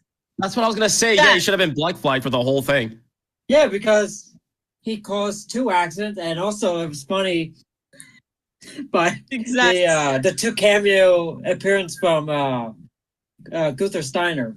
And like Yes. Glenn Steiner is Oh, Yeah. you ain't talking about that part, He's please. just mouthing, what the? Yes, I love that. That was my I favorite died. cameo. My I favorite died. cameo. That was amazing. That was awesome. Dude, I love Gunther Steiner so much. You have no idea. When I saw him appear, I screamed. I was like, "Yes!" Oh my god. And then when they showed him again, like for a second screening, I was just laughing there, like I was pointing, like when he did like the look over again, he made the same exact face again. I pointed at him just laughing, that I was like, yeah, my boy Gunther Steiner got clowned on with this team. He got clowned on. And when the one of the Apex team put the bird at him, Yeah. That got me real good. yeah, because I remember you were laughing your ass off right next to me. That's so funny. Hey. Yanks off 5 to 4. Son of a Well, guess what? Oh god. what? Guess what? What? Yankees may have lost, but guess what? You guys hope and pray Lando wins the championship later on this year. Oh my god, it's not gonna happen. You say that, Mm. you don't know that. I'm just saying the truth. Lando keeps out. Not Lando. Piastri keeps out qualifying Lando. Piastri has more wins. And Well, he just needs to be more confident with the car, so therefore Lando would get wins. well, there's a Good place grief. where they both have come close to winning, and that's Monza. Monza. Ooh, Oh, Monza. here comes the controversial crap. Here it comes. The Here it temple comes. of speed And and weed. Oh, speed, I mean. I didn't say anything wait, you else. said speed and weed? I am weed. I mean speed. No, I caught you. You were caught. You were caught in 4K, Calvin. You're caught. I said speed. I said speed. Busted. You said weed. I heard you. I said speed. I said speed. Nothing more, nothing I less. heard, Uh-huh. I heard weed. I won't argue with it. Dave, I said speed. Did I? I heard weed. I'm sorry. I guess we're right then. The temple. But yeah, you're right though. Monza is a track built for speed. At least one of the tracks built for speed and some cornering, but mostly speed. But honestly though, okay, so this is where I get really skin deep into this too, like about the whole thing itself. Now, firstly, I do love they put. We might as well I do love that they weed now. Okay, well, I'll get listen. I'll listen. Listen, I'll get weed channel, not the weed channel. I'll get into the weed part later. But anyways, I will say though, I do love the fact that they use the voice clips for some of the drivers. Like Max is one of them too. That's one. I love to hear drivers' voices in the movie. You know, and I wish Lando had a line. Yeah, I kind of wish so too. Like either Lando and or Charles, one of those two. You know what? I like when his visor was up. I said, "Where is he?" during the Silverstone race. Yeah. And oh, sorry, Jess. now it's time for Monza. Oh boy. Is there anything else I could say? Once the rain fell, it turns god awful. Do you know the last time it rained in real life in the Italian Grand Prix? Can anyone here in the room guess the year the last time it rained in the Italian Grand Prix? Guess the year. 2019. No. Ahmad? It was definitely not a recent year. Fuck, I'm trying to think. Yeah, I don't even know. I can't think of it at the top of my head, honestly. Dave? I'm drawing a blank. 2008. Oh, okay. Oh, yeah, because Vettel. Yep, he's supposed to win. At the time, the youngest. Well, that's first win at Monza. Until Max Verstappen said, nope, my time now. Spain 2016. But that was due to the Mercedes crashing out. Yeah. We don't want to talk about that. Talk about that, Dave, we discussed it. So moving on. Hey, you know what? I could have been the youngest F1 winner at 18 years, and God knows how many years. So technically, you are the youngest. Yeah, I am. Technically, I am the youngest F1 winner. Actually, no. Fuck you, Max. Actually, no. I'm the youngest one now, so get out, Max. Get out. No. Get out. If we're going to do this by our friend group, Brandon Devine is the youngest then. Really? If we're going to do the friend group then, including us, honey, then Brandon Devine is the youngest. And so that means I'm the second youngest. Yes. So by your logic, Brandon is the youngest then. By your logic. When did Brandon get his first win? Again, Spain 2016. Again, that was due to that opening lap.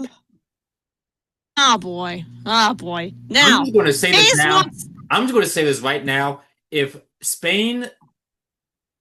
that opening lap did not happen, if that crash did not happen, and Lewis did not have his engine problem in Malaysia, Mercedes would have won every race in 2016. Every single race. I'm just saying it right now. Now, hey, Sonny encourages Josh to stay out on slick tires. That is a bad idea. But that vaults Pearce to second place. But then you had to wait for Verstappen. And then he hit a curb, and then I literally almost choked. So I have issues with that specific crash, though. So for one, I actually made a TikTok about the crash that you called me a menace for. You are a menace for that, by the way. Just saying. Anyways, yeah. So don't apologize to me. Apologize to the producer that made the movie. apologize to my boy Lewis Hamilton for that. But anyways, and the hands-on burn on had reminded me of Grosjean's crash. oh, yeah, okay. Yeah, Romain Grosjean, never gonna forget that crash. And speaking of crash, so that I do have issues with that crash lot. For one, the way how it took off in the sausage curve. Now, it seemed like a realistic feat, but the question is, with the way how the F1 car is developed, would it really be flying that high up? No. No way. No. No, because Yeah. Something out of Driven when Max Pappas went up in the air. So yeah, I was gonna say basically for that though, it wouldn't even be like flying that high up. I mean, it would have some air time, but not that high up where it'd be like freaking corkscrewing that high. But It's like or it's like Alpha Buff flying on her cape and on her broom in Wicked at the end of Wicked Part 1.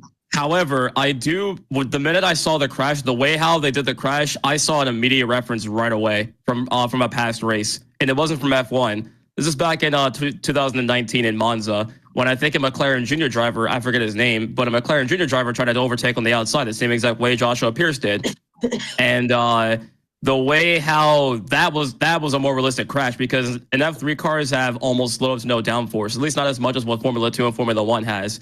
But yeah, he was Formula 3 car. Yeah, he was on the outside, hit the sausage curb, and then yeah, he went flying right off the track, like over the gate and everything. It was bad.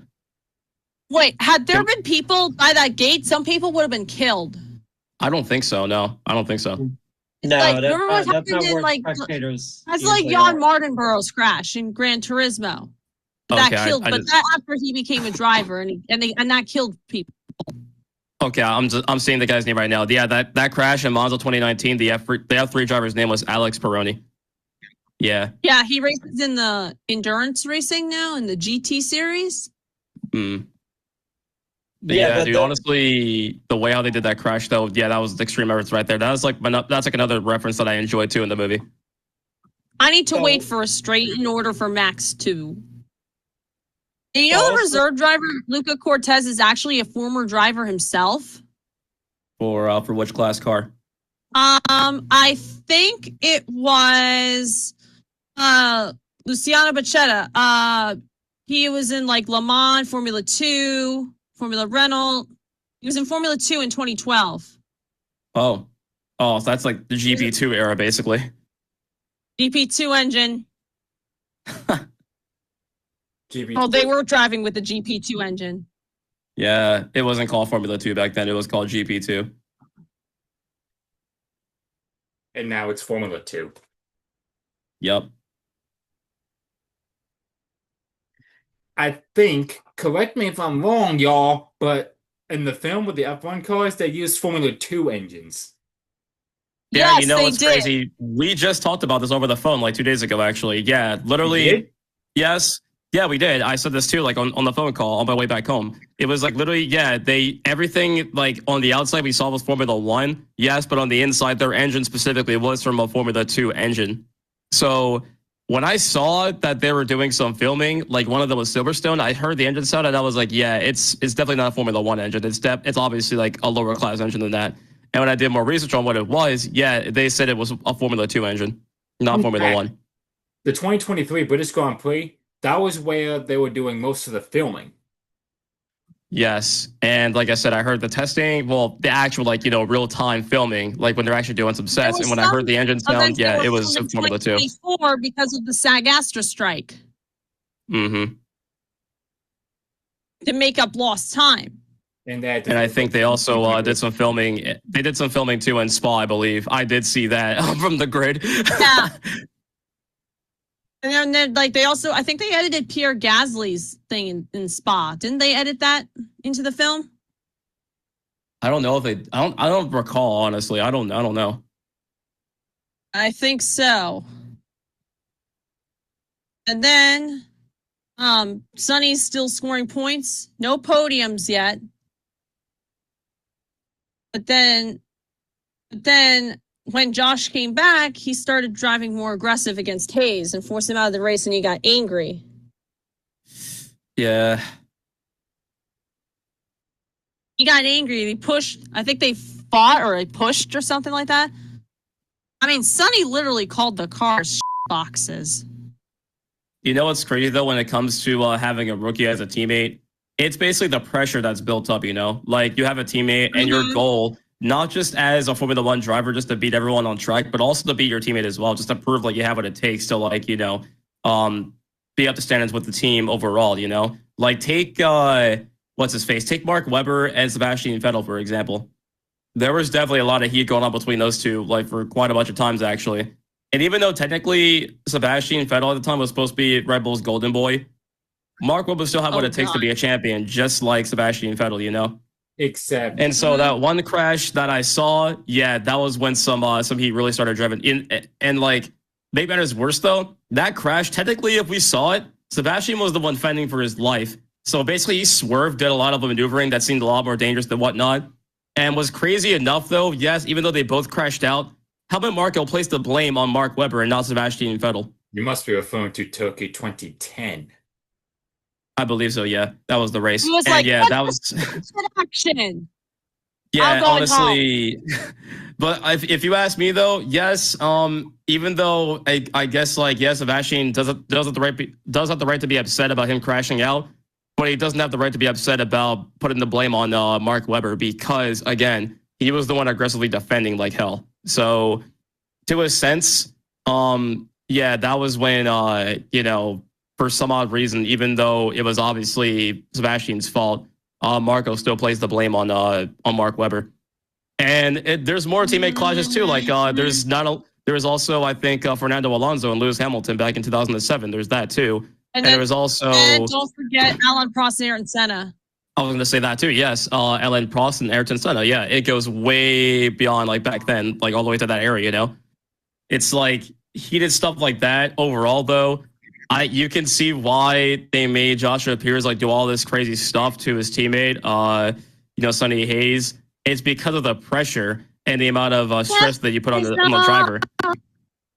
And overall, though, it's just like the mental mindset that you have. Like your goal, not just to beat everyone else in the grid, but it starts by beating your teammate overall, especially an experienced veteran Formula One driver being Sonny Hayes. You're forgetting someone else. Rosberg and Hamilton. That's another one too. Oh yeah, my god! I don't talk about that. Saw a meme of that. I literally saw a meme of that. I don't talk about Rosberg and Hamilton. Oh. And then now and then McKenna and Kate's doing like a poker game to see who gets favorable treatment at Las Vegas. And I think there was one scene where it was like combat.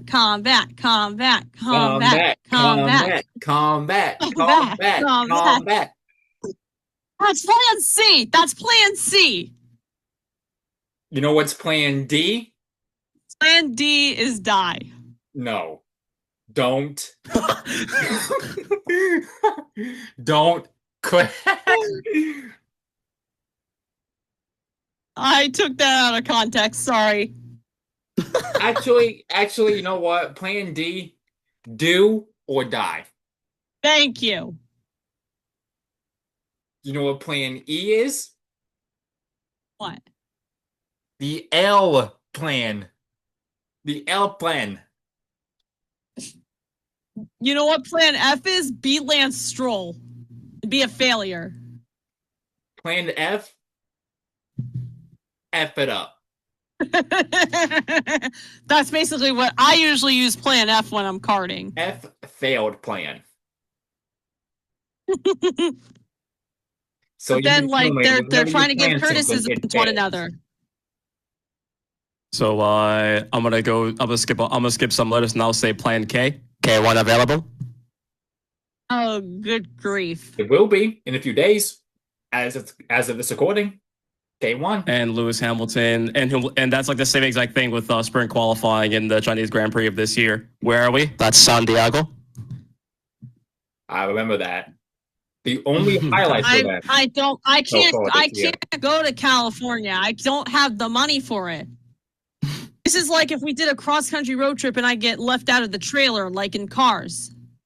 Honey, you know you gotta while you're asleep, fly down there. Yeah. Say I made the national championship for K1 Speed, and I and then I suddenly go missing for like a week before the race. She's MIA. Then I'd be worried. Then. No. What you're saying is like you said like I would be like you said this was a guy's trip and I'd be in timeout. Ahmad. Oh yeah, that's what I said. Yeah. So it'd be me, Ahmad, Dave, bullshit to Cali. Wow, honey, you just watch over the house. Wait for us. What'd you say, Dave? I said wait for us. Or that too. But what happens if Dave goes missing? What happens if Ben Braley goes missing? Search hunt. Well then how are we going to find them? How are we going to find them? Send out a search party. Use the canines as well. Dale Jr. Where's Dale Jr. when you needed to show sympathy and empathy? Or Do it for Dale. Or the the Dale Jr. call. The Dale call, and then or you could use Mallory's honks. Dale. Hold on, Dale. honey. Do you have one? I have a Dale call, yeah, I do. But then when Dale got injured, I taped it over and made it a Bowman call. Oh no. Remember that back in 2016? Yes. But do you still remember something that happened in the film that kind of reminded me of 2016? Spa, where Joshua forced Brad Pitt off the track or Sonny Haynes off the track and beached him. Yep. Yeah. That's what happened. And then what happens is they stay the night at the hotel and then they do something I can't be saying. And like had this film came out when I was like 7 years old, like my eyes would be covered. Remember that one scene in Days of Thunder, like where the police officer was a stripper? I couldn't see that until just before we started recording. I actually saw the scene for the first time. Explicit. Give me a break. There was also another scene in Titanic where like the painting, and we do not need to see like if the F1 film was rated R, like Brad Pitt and Carrie Condon would be taking their clothes off. And you know what I did? Like, Tony, did you see what I did? What I did is I put my left arm over Connor Zilich's eyes because he's the youngest one in the group. He did not need to see that. Well, it all depends on how young the kid is. He's my age, but he's a little younger than me. I was born in January. He was born in July. Ruh-roh. Yeah. And then we get to the club scene. They're all partying in Las Vegas. And then this one girl comes up and's like, "Hey, are you an F1 driver?" Yeah. And what team? Apex GP. And she's like, "Can you introduce me to Carlos Sainz?" He's like, "Yeah." Spoiler alert, he didn't. My boy got played. And like everyone's having a good time. It feels like a great Gatsby party out there. My boy got cucked by Carlos Sainz. Hey Dave, if some random girl asked you if they want to introduce you to Carlos Sainz or another driver, would you do that? Say that again.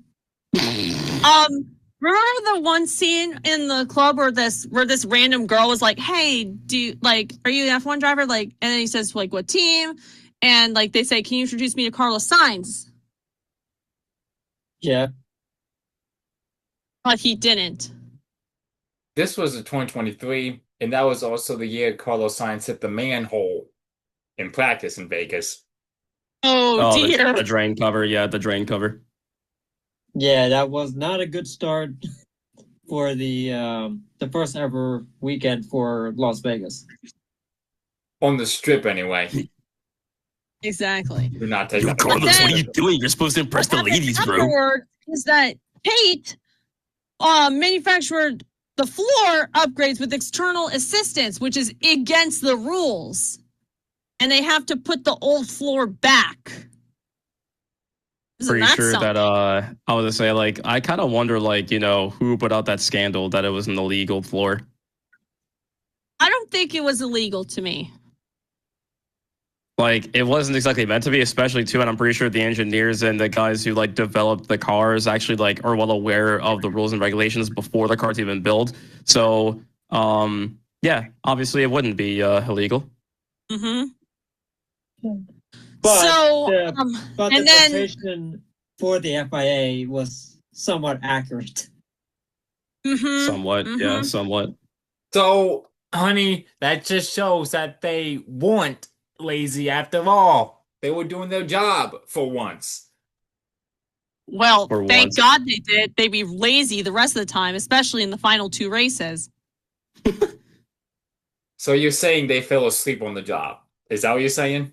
They fell asleep on the job in the final 2 races. So you heard nothing but snoring Oh. from the FIA office box. I hear nothing but snoring. And you know, honey, which one of like our kids could wake them up? Mallory, can she honk at them to wake up? More like snoring, more like. Yeah, but then who's gonna wake them up? I know somebody who can. And who? If you may say that your mom, be? you're fired. Sorry, had to do it. My mom. Fire! Just Fire! kidding. Get out! Just kidding. No. I think Gordon Ramsay's much worse than that. Oh my god! Maybe- Wait, hold on. Can I impersonate Gordon Ramsay for like 5 seconds? Oh no. Yes.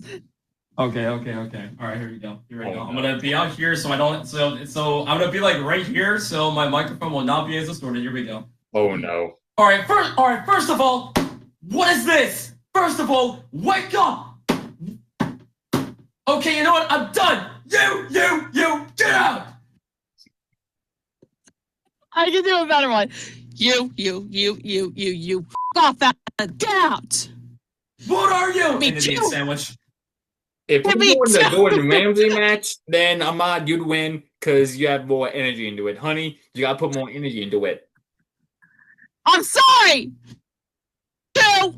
Give me 2 individuals that you think are better off without. Now get out. What are you? An idiot sandwich. Get out.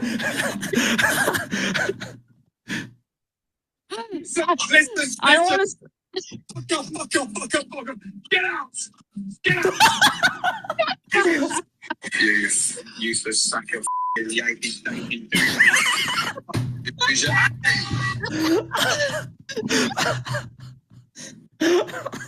Dave, Yeah. Dave, did you just play a snippet? Uh-huh.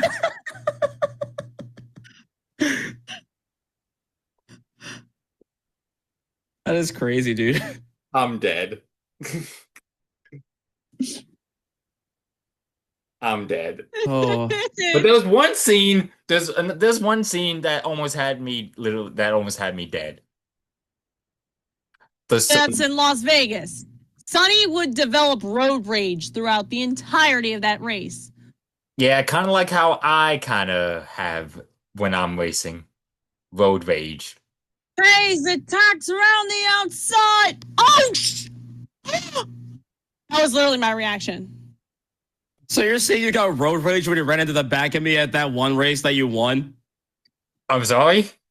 So you're saying so Calvin, when you say that you have road rage, you're saying you use that road rage against me to get P1 at the race?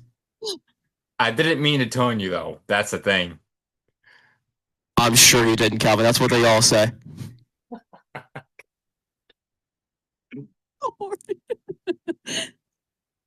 So heads up, you three.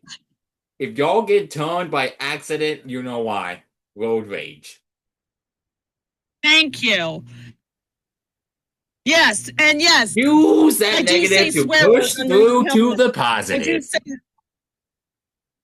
yeah. I do say swear words under my helmet, though. So Why not, God, actually? she's like another Yuki Tsunoda. Yes, pretty much. Oh no. I said, oh no, when Sonny Haynes went to the fencing in Vegas. Oh no, bro. I literally held my breath. And I held on to you for dear life. It sounded like you were in tears when I was holding you close when that happened. I was like, whoa! I'd be all like, well, he's dead. All right, movie's over. Roll the credits. Roll the credits. Time to go watch Megan. Bye. Yeah, time to play the F1 theme song on the credits, and then I'll be heading out. Done. Done. Wait, Monster Man. Chill. Monster Man, what are your thoughts on that crash? My thoughts were like, oh no, bro, you crashed. All right, I think the movie's over, bro. I'm dead. You know who else thought that the movie was over? Please don't say it. My mom. Whoa! What the hell is going on, people? I wish I knew. Just set up the chairs. Just set up the chairs. Just set up the chairs. Anyways, Oh my Yeah, God. honestly though, if but like real talk though, my opinion, that when I saw like apparently he switched his car to the qualifying mode and wanted to drain the entire battery, I was like, hold up, how did my boy jump the gun? Why did my boy jump the gun from like I was like, bro, what are you doing? yeah, so I was like, why did my boy jump the gun, or how did he jump the gun from like being a midfielder to like being almost completely in first place that in just one lap alone? again, plot Like, convenience. yeah, like that's still quite insane though, if you ask me. Imagine if that was like an actual like event that occurred in the Las Vegas Grand Prix at some point. I'd be like, yeah, you're like another Max Verstappen, not in the Red Bull though. That's for sure. It's like if you were like Rosso at best. yeah, Toro Rosso apparently has a thing up their sleeve that Red Bull never got. And Man. And then you find out that your injuries from 1993 have permanently impaired him with a C5 fracture on your vertebrae, and you're fired. And then he's fired. Benson, what are your thoughts on yeah, Sonny I'd Hayes' have- wreck? Like, Wait. why didn't they know about this until now? Ahmad and Benson's impression. What are your thoughts on Sony's wreck? 1 second, Chief. Give me 1 second. Oh, All right, time to scream out this. All right.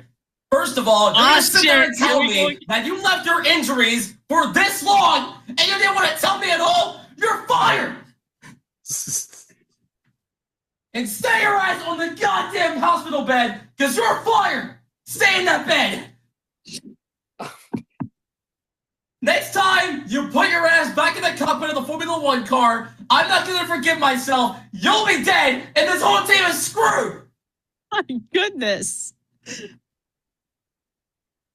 Wait, honey, you know what we should do?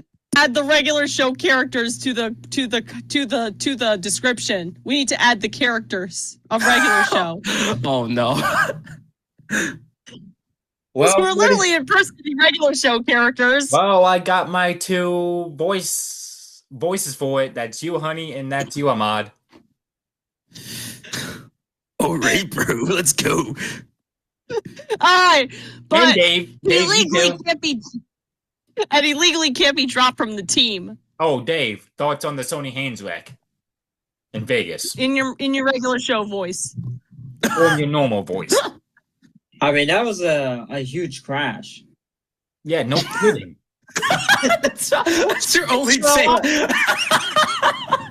But he also somewhat got angry also because he didn't have his card.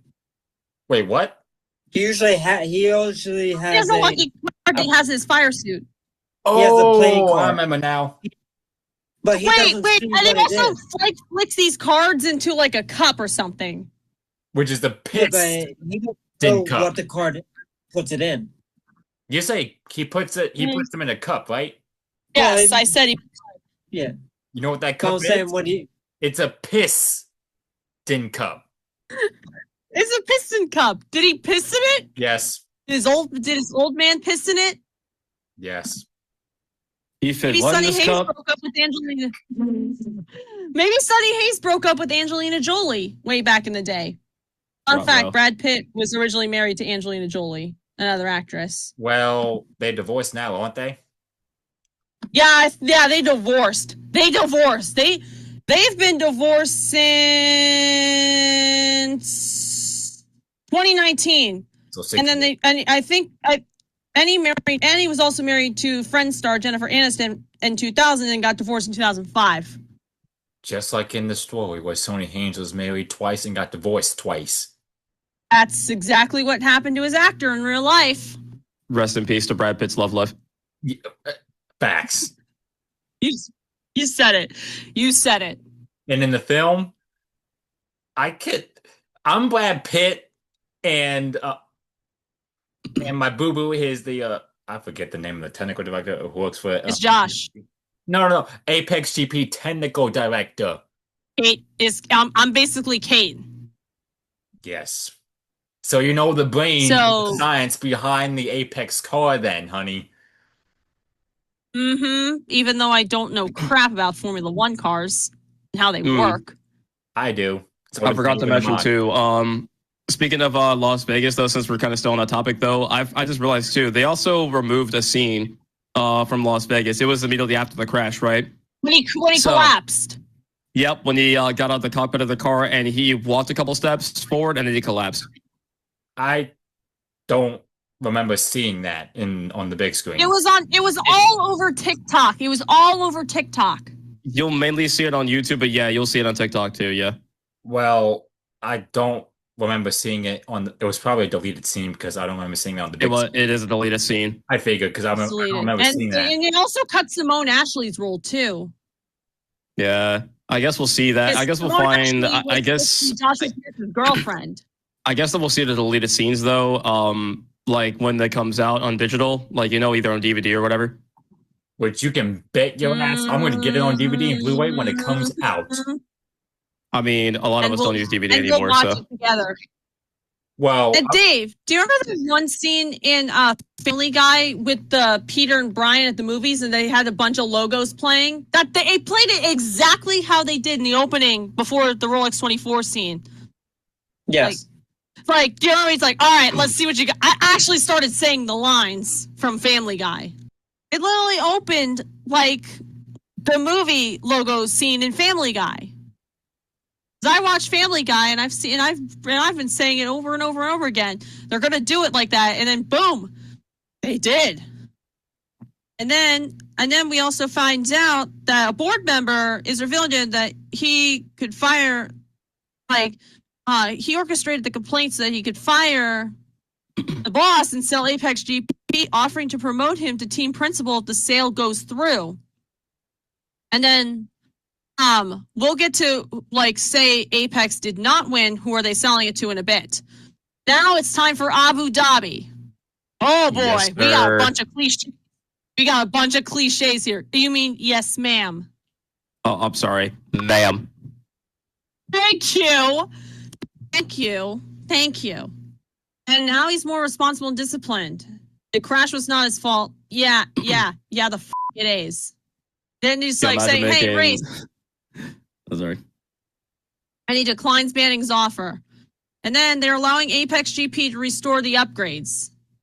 Man, what the hell was the FIA smoking? Are they smoking some sort of a crack or something? No, that's just FIA. It's just speed. They're on that speed. That's the drug they're on. Exactly. No, they're all on MBS. What's NBS? Mohammed Ben Sulayem. Oh my god. And what happened during the theater when the lights went out again? My head was literally on the back of my seat. So apparently, you know what's crazy though about that race alone? I was like, yo, imagine making Lewis Hamilton the final boss.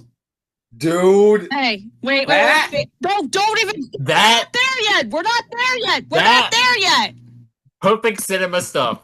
That's all I gotta say. Perfect cinema stuff.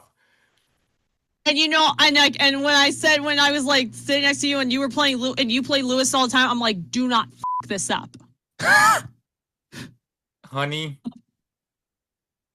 What? two things. One, I love you. Oh no. Thanks, baby. Two, These cars are from the 2023 season, not 2024. I just no. Then how come we see a 2023 Mercedes with a 2024 Ferrari? It wasn't though. Thank you, Ahmad. It was filmed in 2024. No, it wasn't. They're using the 2023 cars in 2024. Oh my God. Well, I mean, Ahmad, babe, so in help 20, me. so I was gonna say, in Jessica's defense, there were some scenes that were from 2024, yes, but mainly those cars that we specifically used, those are mainly in 2023. It was, though, what does get my suspicion though is that yes, some Ferrari scenes they were 2024, but for the most part, they're specifically from like, you know, the entire season alone was based off 2023. I don't know why they would mix some of it up. That reminds That's like me. my thing. That reminds me. There was a scene. There's a blink and you'll miss it type scene where a dude in the background was playing an F1 game. Honey, you said it was F125. When in reality, I said it was F125. in reality, given the heads-up display, that was F123 we saw on the screen. Oh no! Why? You really need to get your facts straight, honey. I'm sorry. I'm sorry. I was thinking it was filmed in 2020. Most of it was filmed in 2024. Because of the strike that happened in 2023. Mm-hmm. That's why you saw them playing F123 and not 25, because F125 was in production when the film was in production or finishing up. Mm-hmm. Mm-hmm. Mm-hmm. Mm-hmm. So then Hayes is allowed to race. Like mid-season, like before the race driver swaps, like 2 hours before the race. I don't think that's allowed, right, Dave? I don't think that's allowed. What's that? Nah.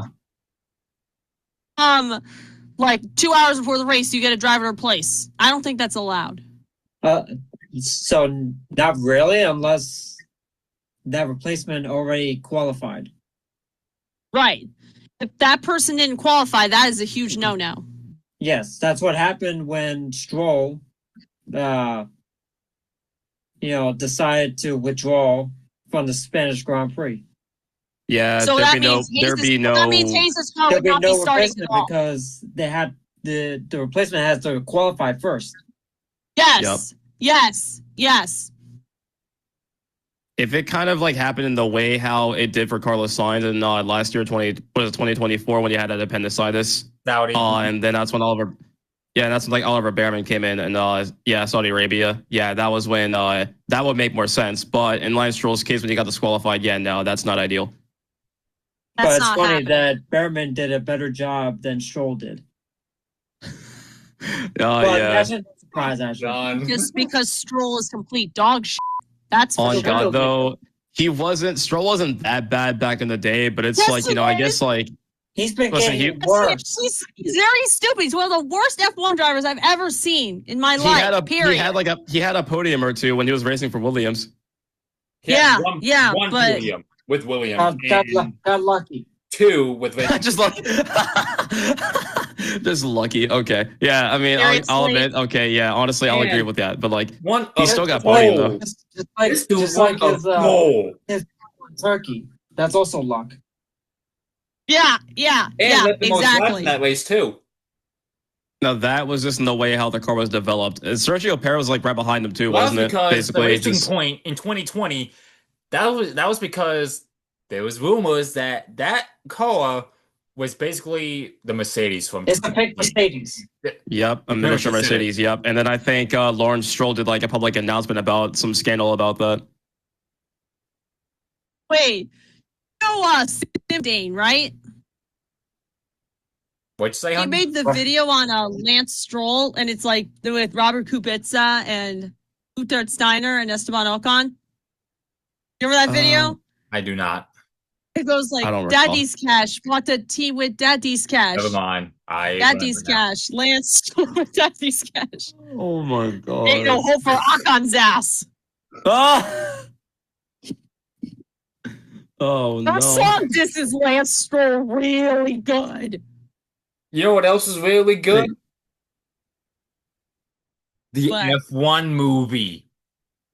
You know what I said? I kept saying "through goes Hamilton" 15 times. And you know what you kept saying 15 gazillion times before the film was released?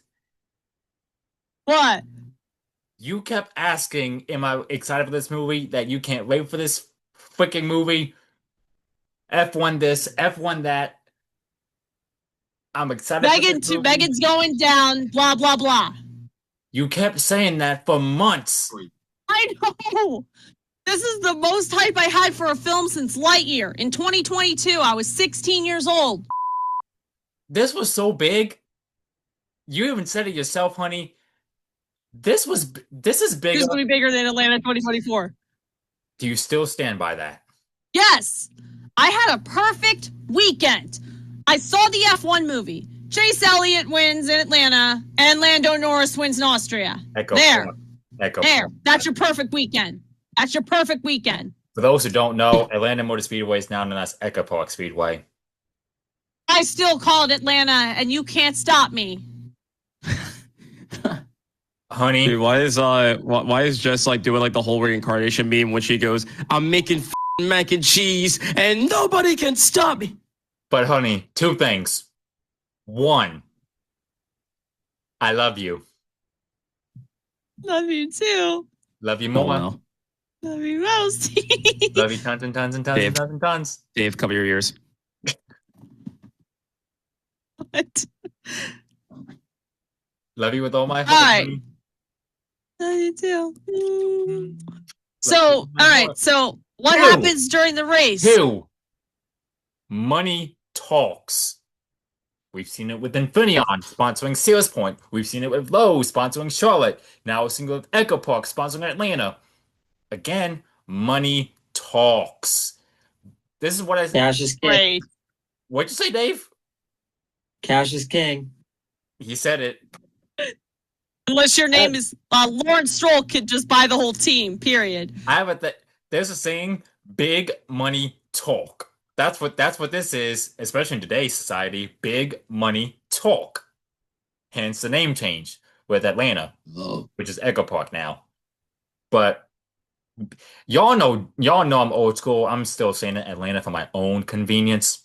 So, but let's move on to Abu Dhabi. Voice crack. But Abu Dhabi, shades of 2021. For all the wrong reasons. Hold on, Dave, Ahmad. Y'all seen the crash that Sonny had when he had the tangle with George coming out of turn one that brought up the red flag? Hey. What did that You know what? Dave, so wait, what? What did that remind you of? When Sonny crashed and that brought up the red flag in Abu Dhabi. What did that remind you of? Wait. So George crashes, then like there's a red flag. George and Sonny tangled, which caused Sonny to spin and hit the barrier. That's why the red flag was brought out. What did that, and the closing stages too, what did that remind you of? So in my opinion, this isn't exactly like during like an actual like race. It was more so like during like a qualifying session in I think 2022 in Sao Paulo when K-Mag got pole. 2022. Haas's first. That seemed like more of a convenience to me at that point. So it was like with luck of the draw with K-Mag getting that. That is also what gave like Apex a bit of a benefit of the doubt, during the Abu Dhabi race alone, Dave, you agree or disagree? No, I agree. But Dave, in your case, did the red flag when that moment was out, when you saw that, did it remind you of 2021 to an extent? A little. Sonny Hayes has been given a 5-second penalty for causing a collision. He will also drop to the rear for the restart. Well, and also a 5-second penalty for Ocon too. Oh no! I'm not giving penalties for Ocon. I don't care. They say that there were no further investigation. No, that's wrong. I say this: 5-second penalty for Hayes, and he will drop to the rear for the restart. And Ocon. I mean, at this point, Sonny should have pretty much had almost 11 penalty points at this point. Oh my god! Oh my god! Yeah, he was 1 point away from getting his license suspended and banned for a race, If he which would be even had 2025 one, Australia. we don't even know if he even had one. They say none, but I know my F1, and I say 5-second penalty for causing a collision. And what does George get? What would George get as a penalty? What would he get? You're asking what did he get or what would he get? What would George get? Dave, what about you? Would George get any penalties, or would it just be Sonny getting a penalty? I mean, usual collision.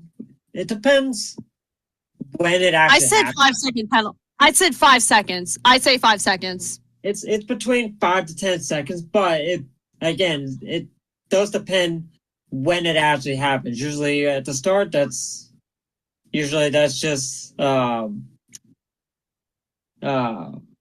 It's not a racing incident. I'm just saying Not a they racing don't count that incident. as a racing incident though. But like I guess if I want to answer correctly, I'd say like it all depends like who crashes out. Like if Sonny gets damage on his car, I would say George would have to Sonny receive did like a get 10 damage second. on the rear wing.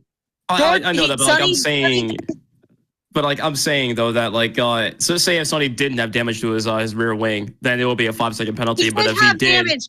He did have damage to his rear wing. He did. He did. yeah, I know. But like I'm saying though, like if he didn't, then George Russell would get like 5 seconds. But since he did, I would have say he would have gotten a 10-second penalty for that. And will he drop to the rear for the restart? I wouldn't say drop to the rear. However, I would say he would get that penalty served by the end of the race, since there's only like 3 laps left in that race anyway. So There was 4. There was 4 laps left. okay, that was 4. Okay, I thought it was 3. But yeah, no, yeah. So technically, since yeah, I mean, it will drop him to the back either way because you're just starting that restart in the race from off the grid, and then there's 4 laps left. So yeah, I would say 10 seconds for George at that point. But what penalty does Sonny get? Technically, I wouldn't really say that he'd get a penalty for it. That's like it was like hard racing on his part, so I wouldn't say he wouldn't necessarily get a penalty for it. No, it's not. No, it's not. It's not a racing incident. No, it's not. It's not. No, it's not. 5-second penalty for Hayes. We'll drop to the rear for the restart. George gets a 10-second penalty for starting it. The way how the FIA does it is that they don't really like penalize both drivers for incidents. They typically would like count who's like really at fault. Who was at fault for that wreck? Sonny or George? Well, there is more damage to Sonny's car than George's, so I would say it was George's fault. I agree. So George gets a 10-second penalty then? Yes. Yep. Penalty for George, none for Sonny. What about you, Dave? What's your All take right. on that? For that one, yeah, I would put the more part on George, and I mean it's kind of lucky that a red flag happened. So again, under the rules, teams can switch out parts. And honey, you said that was illegal. In NASCAR, yes, It's is. illegal. It's but- illegal in NASCAR. F1, no. You can do that. Really? Yeah, under the red Really? flag you can. But changing tires is a no-no. You can change tires. Yeah, you can do whatever. Not in NASCAR, though. Oh my Again, god! that's There's no repairs. not legal in NASCAR, but in F1, you can do that. Again, honey, two Really? completely different sets of racing, my baby bear. Two completely different ball games. I know. I can't tell if you're over there learning new things or you're over there brushing your head off at the moment. Or I'm both. doing both. I know. This is very interesting to say the least. Then restart. Pearce would take the lead, but then Hamilton spins Hayes out, which was a pretty dumb move on his part. That's a 5-second penalty for Lewis. And Ocon. No, Ocon's not even in this part, In the race. but he's not in that scene. Yeah, that's what I was saying. And Ocon, because he wasn't in the race anyway, so put it on Ocon. So it's a 5-second penalty for Hamilton then? Mm-hmm. Well, I mean, no, actually, nah. Honestly, I don't think the FIA would really give a at that point because it's like towards the end of the race, so I don't think they really care about it. At the end of the day. And But plus, then- I'm pretty sure Lewis retired from that race anyway, so I'm pretty sure it wouldn't really matter too much. Yeah, but then they have fresher tires than everybody else. And then you pass Leclerc, then Sonny is trying to sacrifice the chance of winning by forcing Hamilton to block his overtake instead of Pearce. And then Pearce would get the lead, and then Hamilton and Pearce crash. And honey, I bet you on the inside you were pissed. Dave, were you? Calvin's only pissed off because he wanted Joshua the black one to win. Hey, let's not pull a Kyle Larson here. Oh my god. Dave, are you still there or did you fall asleep? No, I'm still here. I don't know, man. It sounds like you just passed out to me. Nah. Yeah, Dave, when Lewis crashed it with Josh, were you angry? Not really. I mean, I kind of suspect that was how the story was going to go. So you Like, you knew it was like, coming, if then. it was me, I'd be throwing my popcorn at the screen. I would be throwing my popcorn, even though I throw like a girl. I would turn into Godzilla very quickly. It's like Calvin like looks to his left or wait, what direction was were you sitting next to I was sitting Calvin on at? the Was it left. left or right? I was Okay, yeah, like, so I went to his hand for dear life. My dude, it's cupcake- like the cupcake crash. was It's like on the my- crash happens, right? My cupcake was on my left. Yes. Okay, so dude, it's like the crash happens right, and then Calvin slowly looks into his left hand side, and then all of a sudden you just hear and see in the background just What the hell was that? That's Godzilla. That was my soundboard. It was the Spider-Man Into the Spider-Verse with Prowler scene. Oh. Was that from Yup, the it first was that. one? Into the Spider-Verse from It was from the- 2015? It was in the first one, yeah. That's I Prowler. remember that sound effect. That's what you'll be hearing on Calvin's left ear, and then just Lloyd gives like a menacing look at the TV screen, No, man, see, look at the movie screen. and then as soon as she begins to throw the popcorn at the screen, you'll be hearing all like,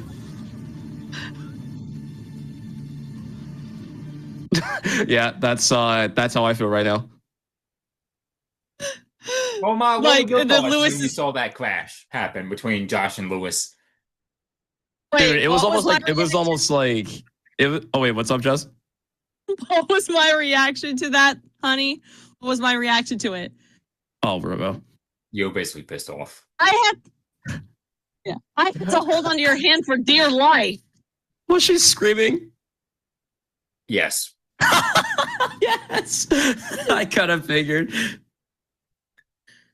And then during the thing when he was flying, I held onto his hand for dear life. Oh no.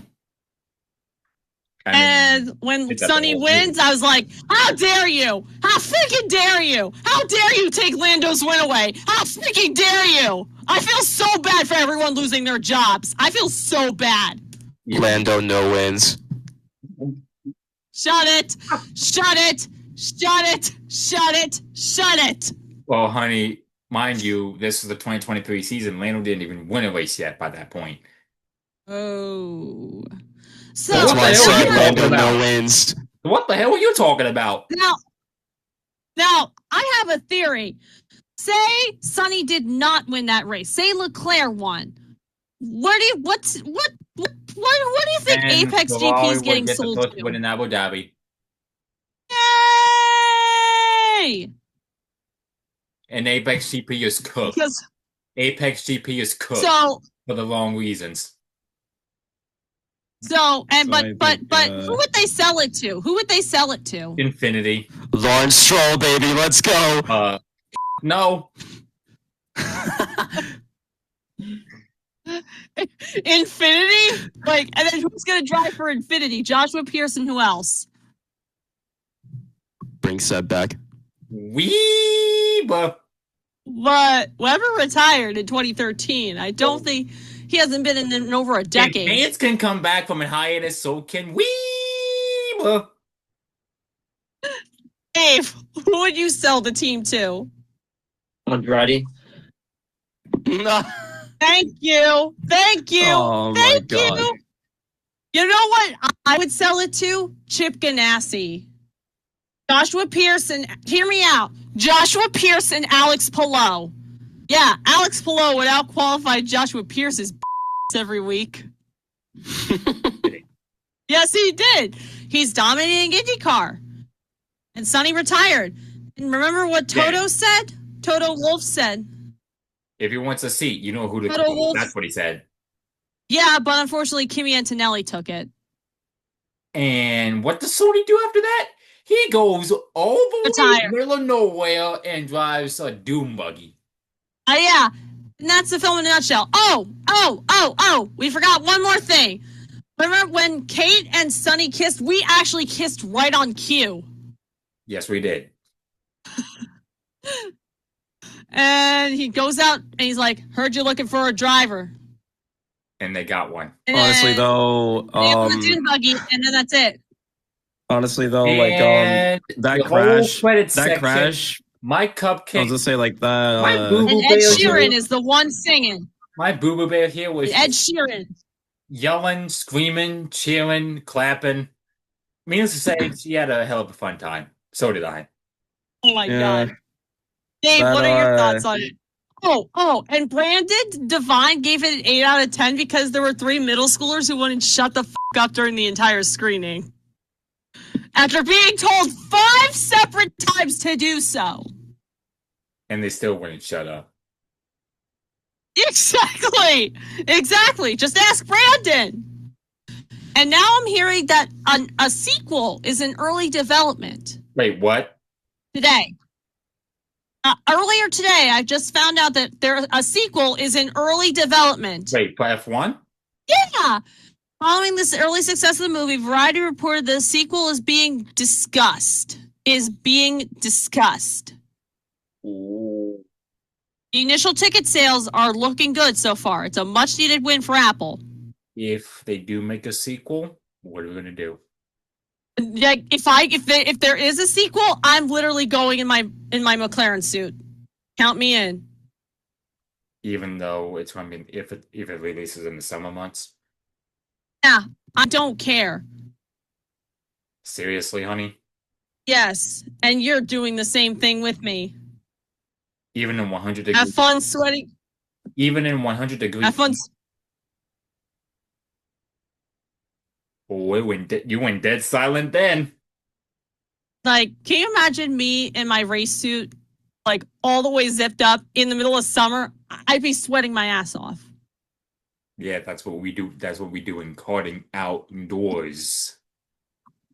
I've never karted outside before. I've never done that. I have. Dave has. Ahmad has. And honey, What's it like karting outside? I knew you were going What? to ask that. I knew you were going to ask that. It's fun. Depends on I mean it's depends fun on the nonetheless. I was gonna say the track and of course the weather conditions as well, It really all depends. I don't have a thing to protect my suit. I'm sorry, I don't have one. Well, that's why I buy spares. Your suit's going to have to get dirty. Sorry. Ben Braley had it dirty. If anything, you can always wash he it. washed it. Yeah, I washed my suits. James, you owe me a soda, Ahmad. Oh God, I owe you that Sprite at the party. Fucking 2.0, Bloomhouse in a Tonic Monster sequel sputtered and crashed at the box office and opened in 4th place. Oh! But you know what's number 1 in the box office right now? F1. Until these cars get crushed by dinosaurs.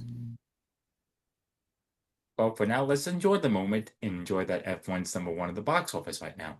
Let's enjoy that moment. Anyway, your thoughts, comments, concerns on the film and the sequel, if that's in the works right now? Ladies first. Thoughts on the film overall? And thoughts on the upcoming sequel? I'll just let my video that I posted afterwards do the talking for that. Did you save that? Yeah, I saved it. Did you archive it though? What? Yes, I did. Don't mind me. Was absolutely insane. Like, one sec. This was absolutely insane. You need to see this in IMAX. I just walked out of the theater. Oh my god. That was absolutely amazing.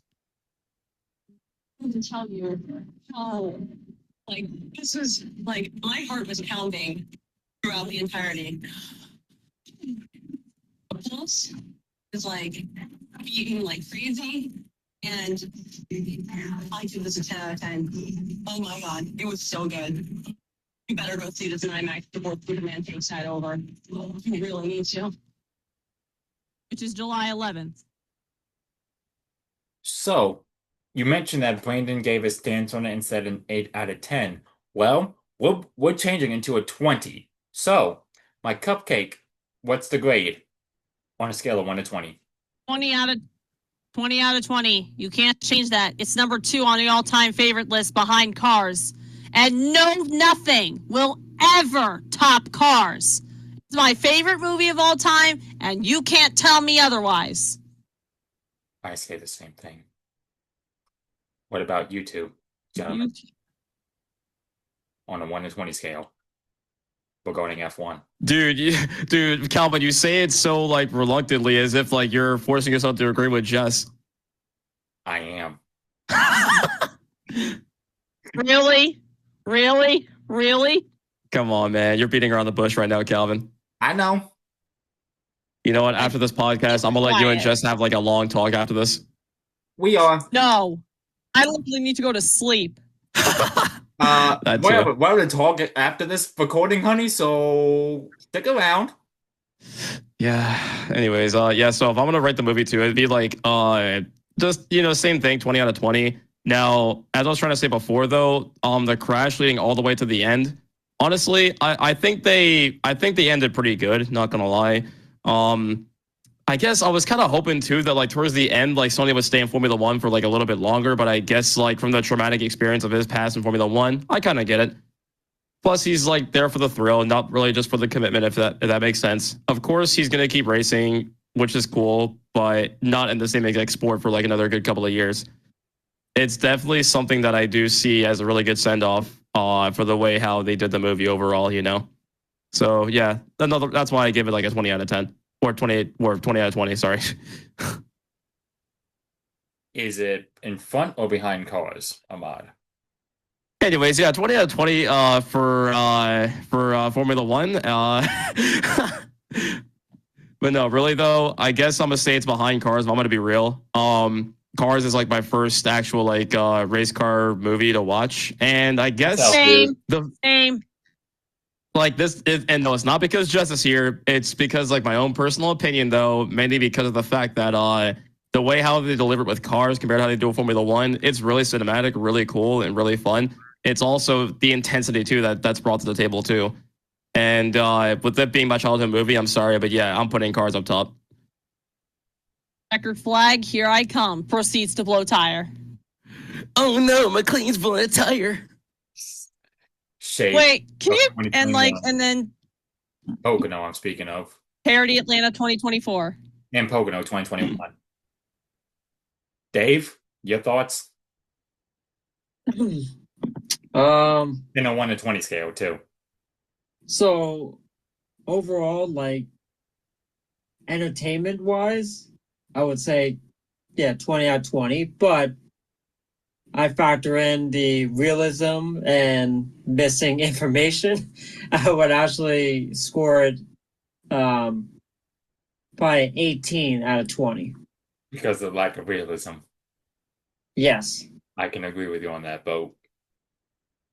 As typical Formula One fans, yes, we'd want that, but as movie watchers, will we really want that? Well, we here to see racing, correct? Yeah, that's the whole bottom line. That's what I'm saying. Will we really want the more? That's what I was saying. Like, will we want as Formula One fans, yes, we want the realism at the table, but as movie watchers alone, we would want to see more racing than off-track scenes. You know. Me, that's what I want. But Dave, another Oh, thing. David Land. Do you rate this, Dave? Do you rate this movie F1 behind Cars or above it? No, I would say Cars is on top. So we can all What? agree on that. I think What Jess is your kind of thought that. favorite- I think Jess kind of thought that Dave would answer All-time. differently. Here's a curveball for you, Dave. What about Rush? Is F1 on top of Rush or is it behind Rush? Oh, now it's behind Rush. Rush is up top, then Ford versus Ferrari. What about Cars? Ooh, it opened Sir. higher than Ford versus Ferrari. Is it above Oh Cars? my Is it God. above all of them or is it somewhere in the middle? What's that? What about Cars? Is it at the top of all of them or is it in the middle? We all know Cars 2 sucks a whole load of and is below driven. Oh my God, Jess. Right? Can we all agree with me that Cars 2 sucks? No. No. No. What? No. I would put Cars in the middle, right behind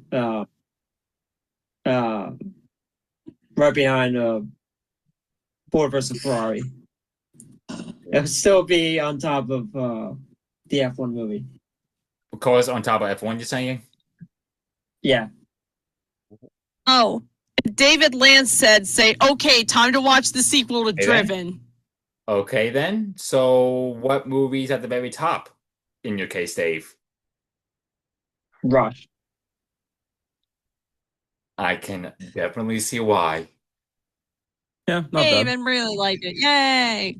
Hold on. Ahmad, have you seen Rush? I've seen most of it. Yeah. Have you seen the whole film, though? I've only seen like I don't think I saw like the very end. I mean, I've only seen bits and pieces. I know Niki Lauda kind of like commentated like how you know, one championship was all that James Hunt needed, and then he retired, and then I think you mentioned that he died of a heart attack or something like that. James Yes. did. And he also quoted, Yeah, I'm not I did a upset, but theory I'm of also this surprised. with Marvel.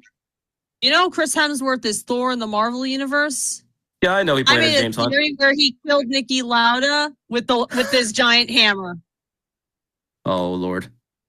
So you're His saying giant hammer. the giant thunderclap gave him the heart attack? Yes. That's crazy. I don't care if Tom Hiddleston is in Rush or not. I don't care. I'm still and like you know what we could open the Rush with the Marvel intro from 2013. Wait, This is kind of what I mean when I say Jess is a menace. Dave, you're a mobile head, aren't you? What's that? Dave, you're a mobile head, aren't you? Yeah. So too is my baby bear. Yeah, when I saw Lightyear, I was literally dressed up as Captain America. I literally have a photo of it. I have a shield. I have the jacket. I'm not going in a full suit because it's way too hot. It's summer. Ahmad, are you a Marvel fan? Are we gonna get live action Miles Morales? Is my question. What's that? I hope so. I hope I'm so. a- Sony still That'd be owns the rights to Spider-Man, but the Sony Spider-Man universe is officially dead. Yeah, so that answers your question, Calvin. Yes, I'm a Marvel fanatic. Damn. So can we all put Dave, for the opening of Rush, do you want to put the Marvel intro from 2013 by Hans Zimmer instead of the Universal intro? Want to do that? Yeah, sure. And we're like da da da da da da da da. Can you imagine if it started? Can you imagine if Rush started like that? I'm content with how Rush started. I'd be confused if it was if they started like that, then I'd be dead on confused if it's like a superhero movie or a racing movie. I'd be so confused. It'd be a racing superhero movie. Yeah, I'd be even more confused if that's the case. Well, can we all? Because then I would question the existence of that movie from the beginning if that's the case. Well, can we say the same for F1? Can we say that it's a superhero movie and racing film all in one? Given that Apex is the Wait, Brad Pitt was also played a superhero before in Megamind. Has any of y'all remember the Oh DreamWorks my film god, Megamind? I forgot about Megamind. He's the superhero and Will Ferrell's the supervillain. So it's like Oh, and Sonny he Hayes played as versus Ricky Metro Bobby. Man. I forgot about that, dude. He's always Metro Man. Yes. Yes. Yes. Well, you know that one Brad Pitt film that I know of is Seven, because I saw the movie in film class, and every time I would keep saying, "What's in the box?" Oh, what's in the box? Oh my god. What's in I the kinda fucking did. box? Oh my god. I kind of did want the F1 movie to like credit themselves as like a more cinematic version of the F1 theme song. Imagine if they did though. I mean, they I have would've they have a lost my quote unquote shit. they have like a quote unquote they people like it wasn't like an official type thing, but I know I have it on my Apple Music as well. They have like a cinematic F1 theme, and it sounds really epic. Torres was back at Lehigh Valley. Oh, was he? Yep, he's back at Lehigh Valley. Nice. The Anyways, new yeah, carts. honestly, They just recently got new carts. oh, that's cool. But yeah, dude, honestly, so that's their version of the F1 song. Here's me right here. Da da da da da da da da da da da da da da da da da da. You sound like Charles Leclerc when he did the voice shenanigans during COVID. Da da da da da da da da da da da da da da da da. I think my voice was actually crisp right there in the song.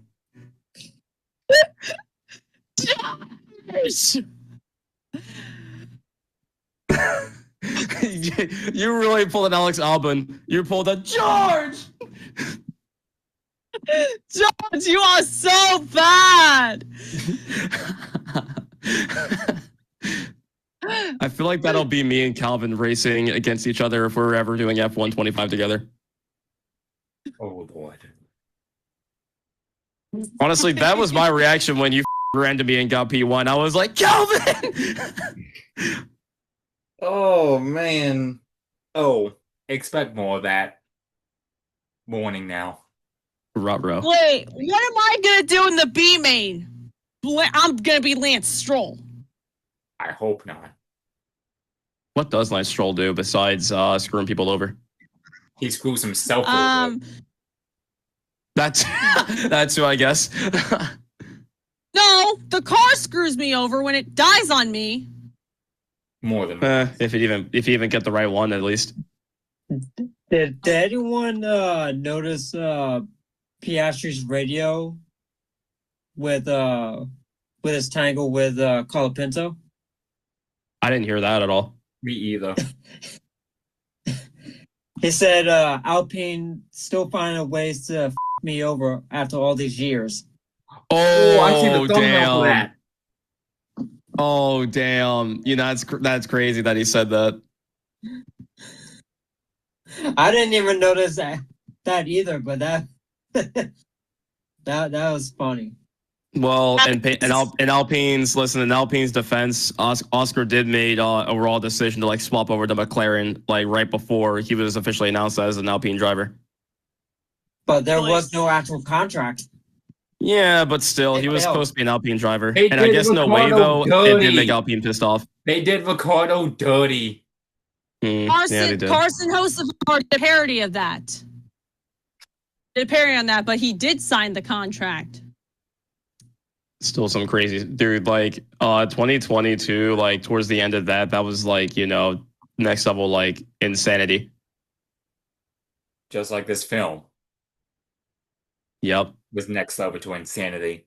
which I have my Honestly, speaking of which, I don't think we're gonna have enough. I don't even think we're gonna have a motorsport movie like F1 movie ever, like for like quite a long time. I don't think. Agreed. Until we get a sequel, that is. If we get a sequel. Unless they pull some sort of, unless they put in like some producers in and some, music artists and stuff like that, kind of like how they somewhat do in the movie. Unless they pull some stuff like that, I don't think we're gonna get in a motorsport movie like that ever like in a while. I'd say probably the next like 2 or 3 years, or even 5. I'm gonna say like between 5 to 10 years, we won't gonna get anything like this for like between that time frame. You know what series is next to get a movie like this? I think it should be I think it should be the V8 supercars. Shane Van Gisbergen can be a producer since he knows how, and so Scott McLaughlin, or they could remake IndyCar movie that's actually good. I was going to say IndyCar, yeah. Or Formula E, and we all know that Formula E is a show. I don't know about Formula E. Yeah. Just ask Brandon. Ask Nick DeVries. This dude went from Formula E to F1. Do you know how he got into F1? Because of his performance in Monza in 2022. And he did 10 races in 2023, and he flopped badly. I love how he talked big about Yuki Tsunoda, and yet Yuki was beating him consecutively. Exactly. And yet here is Yuki in a Red Bull seat. Has he done anything? No. Yes, he has. A little bit. Just a little bit. Do you know his best finish, Yuki Tsunoda? In the Red Bull or the sister team? In his career, period, in F1. Oh. What's his best one? Was it like P6 or P5, somewhere around there? Baby? I would say, I wouldn't go too far into that. I'm waiting on a number. I wouldn't go too far into. What number? What? Can you repeat the question? The magic number. Were you drooling on yourself again, honey? No, I wasn't. I was on Instagram. So, can you put the phone down and listen to the question? How about you type it in a way that the guy says it, how he says it? Or how about you put your phone down and listen to me very carefully? Okay. Is your phone down? Is your phone down? Is your phone down? Yes. And I think I drooled on you a little bit too. And I may have drooled on socks too. Of course you did. But is your phone down? Yes, sir. What is Yuki Tsunoda's best finish in his F1 career, period? 6th. Dave.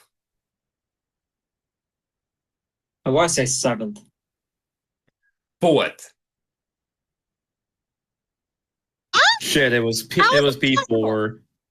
Do you know what race? Ooh, Monza? Dude, I just had an idea. One of these days, all of us can get on. I can quiz all of you on F1 related things. Oh, that's going to be fun. But you say Monza, honey? No. Ahmad?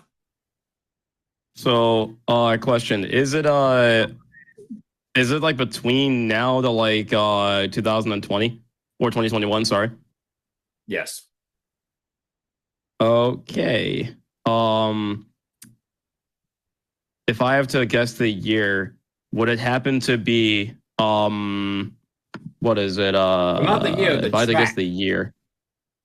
Yeah, no, I'm just trying to like find hints so there I probably know. Oh damn.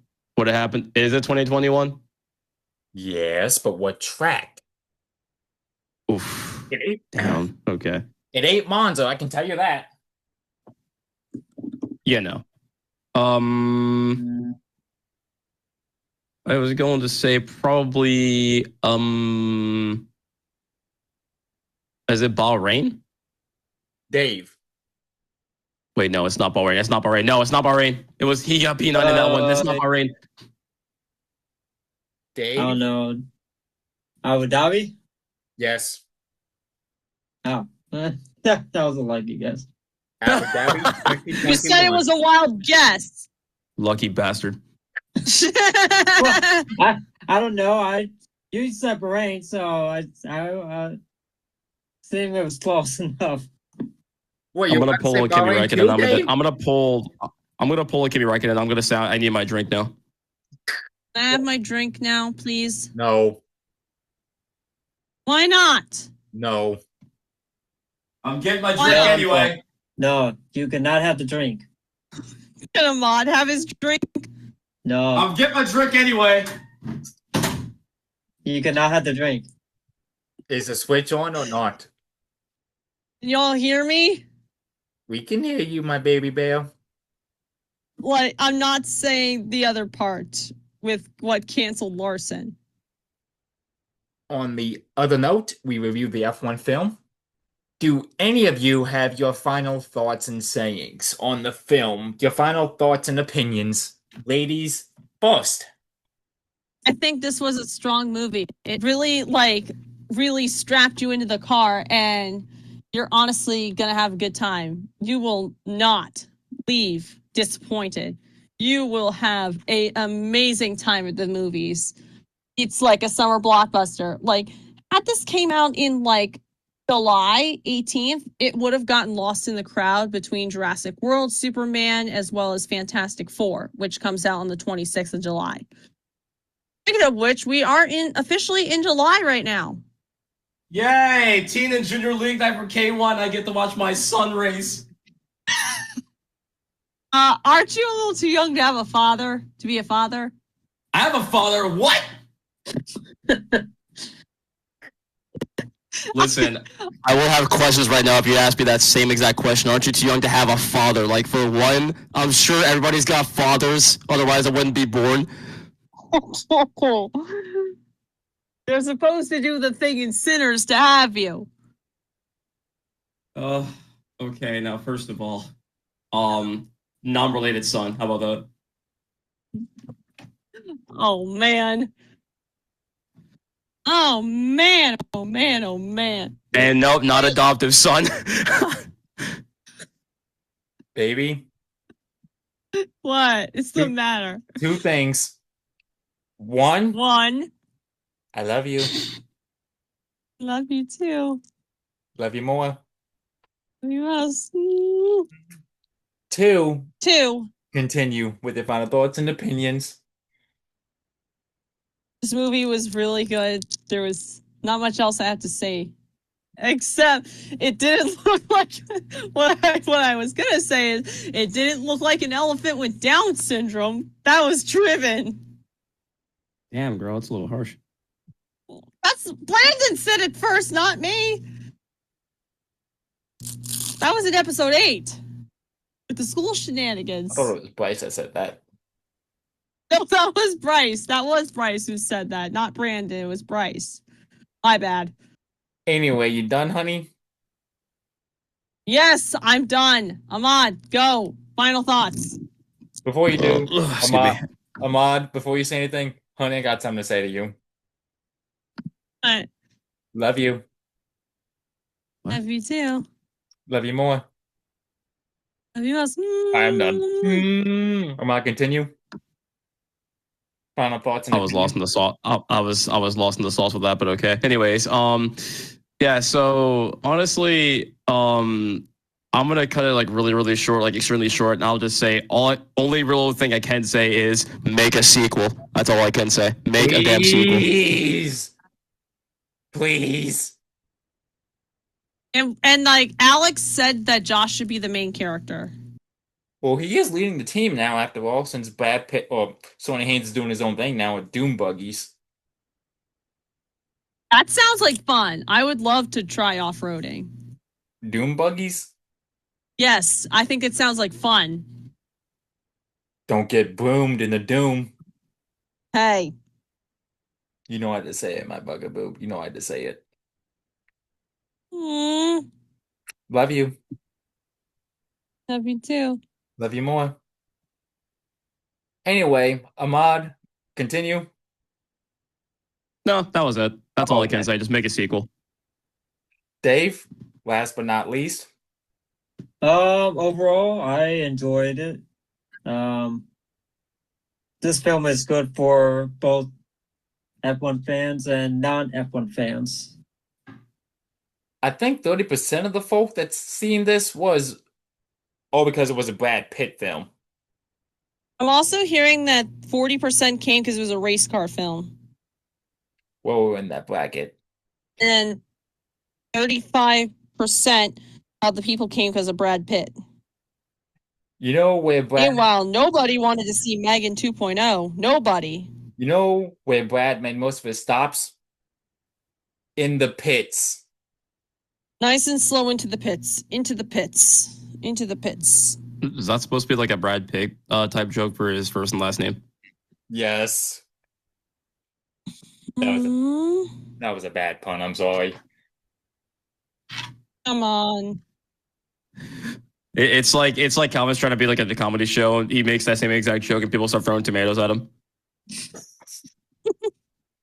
Or they be Except- booing. Oh, Oh. speaking of Megan, you know what happened was hilarious is when like Megan appeared on screen, I was like, boo! And then Megan was like, hey, you over there. You don't make me want to shut her up, right? And she was like, shh. If Megan just jumped out of if Megan jumped out of the screen, I'd be like, hey, what the f are you doing under my boo-boo for? Dude, so like I can imagine like when Megan lunges at somebody, it's like the Foxy jump scare from Five Nights at Freddy's 2. Oh Lord. It'd be that type of jump scare. They're bigger than the Final Nights at Freddy's movie, by the way. Oh my Five Nights god, at Freddy's I'm watching 2 that. later this year. I'm watching that. Ahmad, You need to go. You need to Ahmad? go to Chica costume. Ahmad, when it hits the theaters, we going. Correct? I am simping over the Toy Chica costume, by the way. The what? I'm gonna simp hard for Toy Chica. Do you have a thing going on with that or something? I mean, nah, it's just the thought that counts. Okay, all I can say is I'm gonna like simp hard for Toy Chica. That's all I can say. I would say more, but this is a kid show. So I'm going to expect that when we see the film in theaters then. This ain't a kid's show. Some of these episodes are for mature audiences only, Well, like this one. Listen, we're going rated R, not triple X. Okay, that's all I can say. That's the thing about F1. It wasn't rated R. That's another thing. Honey, you were saying over and over and over again before the film was released. I said it was going to be rated R, but then we got moved to PG-13, and that got me really pissed off. And saying all the drivers are not teenagers. Well, guess Neither are what? they kid friendly either. Guess what? We ain't teenagers. We adults. I'm just getting out of the teenage year because I turn 20 next year. Honestly, man, I would say yeah. Next time, have a car movie like that one rated R. And Dave, you're in your 30s. Yep. You're a millennial. You know who else is a millennial? No, I'm kidding. I was about to say, don't say it. Oh, good grief. But everyone listening to this podcast, my final thoughts is basically the same what everyone else in the room said. Great film, banger film. And when it comes out for DVD or Blu-ray, I'm getting it on the spot. And Apple TV Plus on a later date. Well, I don't have Apple TV Plus. I'm going to get it for DVD and Blu-ray regardless. So that being said, we pretty much just summed up the whole F1 movie. And like I said, being a film, watch it again at some point. Watch it again because it's that. I watch it again too. I told you to strap in for this ride, and I suggest the viewers at home should do the same thing. Well, guess what? What? We have reached the end of the ride. Get out of the car. Undo the seatbelts. Get your seatbelts undone. Time out. Because that's where this podcast episode comes to its conclusion. Since we got everything out of the way regarding the F1 film, we discussed an analysis. We reviewed it. And with that being said, that's where the ride comes to its conclusion. So we park up and park for May. Get out. Get our measurements done. And thankfully we passed post-race inspection. So we're good on that. We don't get disqualified. Thank the freaking Lord. Exactly. So that If being we get said, that pretty much disqualified, I'll sums be up, in pissed other words, off. that pretty much sums up this podcast station. So thank you all for joining this episode of Turn 4 Sparks Controversy, episode 14.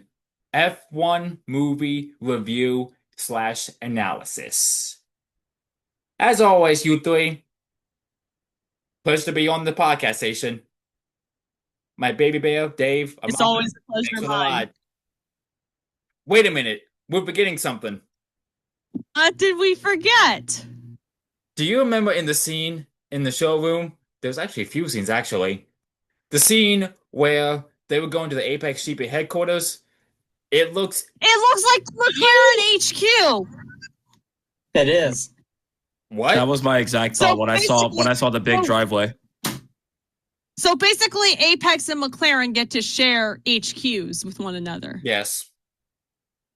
So does No wonder- McLaren get one half and Apex get another half? Yes.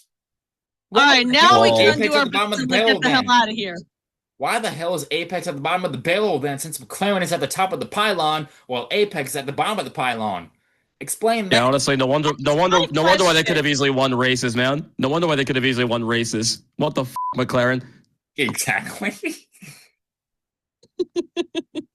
You cheeky bastards, McLaren. Zach Brown, you cheeky bastard. Exactly. Zach Brown. I think this was used in a Star Wars movie as well. Zach Brown Oh, was God. actually in the F1. He was in the film, by the way. Him and Frederick Vasseur. Toto And Wolff. Toto. And Christian. I was honestly waiting for Frederick Vasseur's historic talk and then his little wheezy laugh.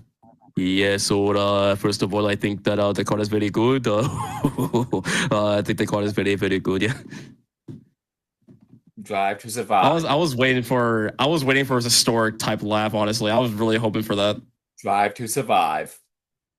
Oh God, yeah, I'm gonna rewatch it. Drive hard, die last. Drive hard, die hard. Yippee-ki-yay, mother. But another thing I want to mention, there was another scene that comes to mind. In the case of glass, there was an Ayrton Senna car on display. But the Marlboro yeah. logos are removed. If it was rated R, there'd be a Marlboro logo there. Yes. And it's 1990. You can tell because it has number 27 on it. And that was when the I days really wanted McLaren, some more and toys. that was when the days, even then, McLaren were winning races, but back then they were using Honda power, which I actually have a diecast next to me. It's not from 1990, but it's from 1991. Ayrton Senna's McLaren MB46 won 7 races. And then, the again, McLarens were when basically Honda rocket was ships. when Honda was powering the McLaren cars back then. But 1988, they were really a powerhouse. Which they Dave, could be if you turbocharged said- rocket Dave, ships. you said if you had the money to purchase an F1 car, it'd be the MP44 without hesitation.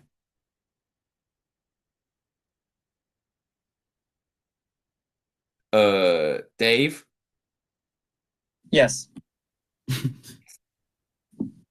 I was gonna play crickets noise. You know what? First of all, I thought you said babe instead of Dave. Would have been wait, so you're saying that David's your new boo boo? Is that what you're saying? Hell no! I don't think Justin minded. As I was No. saying, we're gonna go around No. the room. Honey, if you had the money to get an F1 car, what would it be? MP4 27. Let Without me, hesitation. let me guess, because of tuned. Yes. I You know damn well. Knew it. Love you. I have the suit. So do I have the suit. So do Ah. I. Love you. And how am I gonna fit in Jensen's seat? He's taller than me. Well, you gotta find. No, a way let me to- look this up. Let me look this up right now. Wait, how tall is Jensen Button? That's my question though. 5'11". Oh, so I'm 2 inches down. Oh, damn it. How am I Wait, gonna no, fit no. in there? Are they gonna have to? I'm 3 inches down. God damn it, I'm 5'8". Same here with myself. Same here. Same here. I can't fit in his seat. I'm sorry. Either way, you said you're gonna get the MP427 because of tuned. I mean, because of tuned. Yes, even though it had reliability issues. Exactly. Ahmad, So you're saying any F1 car? any F1 car. We're talking from 1950, Mercedes. from 1950 to Okay. now, Okay, I'm gonna say the Mercedes W11 without a doubt. from 2020. Yep. Dude, I would be driving for that Mercedes. that was OP as hell. Yep. And arguably the greatest F1 car ever invented. So yeah, the W11 without a doubt. Okay. Okay. We're gonna go to that length. What is the best? That's why I say arguably. That's why I say arguably. So, in your eyes, is it the best F1 car of all time?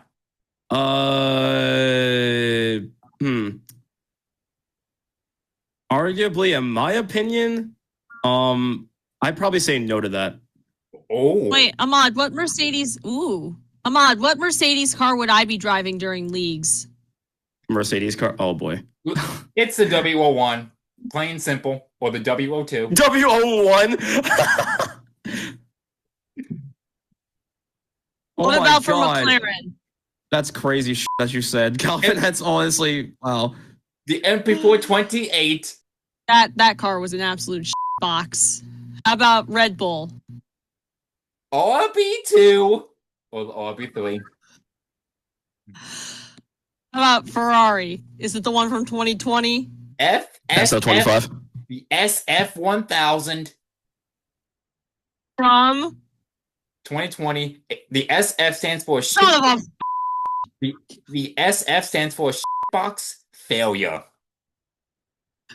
gotta be kidding. What? So it should be SBF then, not SF. It should be SBF then. The B is silent. Yes. What about what the hell? Williams. Oh no. You can say that again. The FW43 from 2020, because that didn't score any points. They have it looks like it doesn't look like toothpaste anymore. Yeah, because they changed it when the season started. It was going to It upgraded from toothpaste to a freaking slug. That's the worst livery I've ever seen in my life, period. I've seen worse. Wait, what other teams am I driving for? What other cars am I driving? Caterham. And Persia. Reminiscent of Lehigh Valley when you finish 5 laps behind. That should tell you all you need to know. Shut up. This is the third time you've mentioned it. Shut it. Honey, you brought yourself into this hole. You said it. I said Caterham. This is like, I pulled a Lightning McQueen. Happen to me. I made my mistakes. Shut up. Love you, honey. Did Caterham? I love you too, but did Caterham's finish 5 laps down? Yes. So basically, are you putting me in a Caterham? Yes. In Lehigh, are you putting me in a Caterham? Yes. But what about a K1 Speed? What cars am I driving?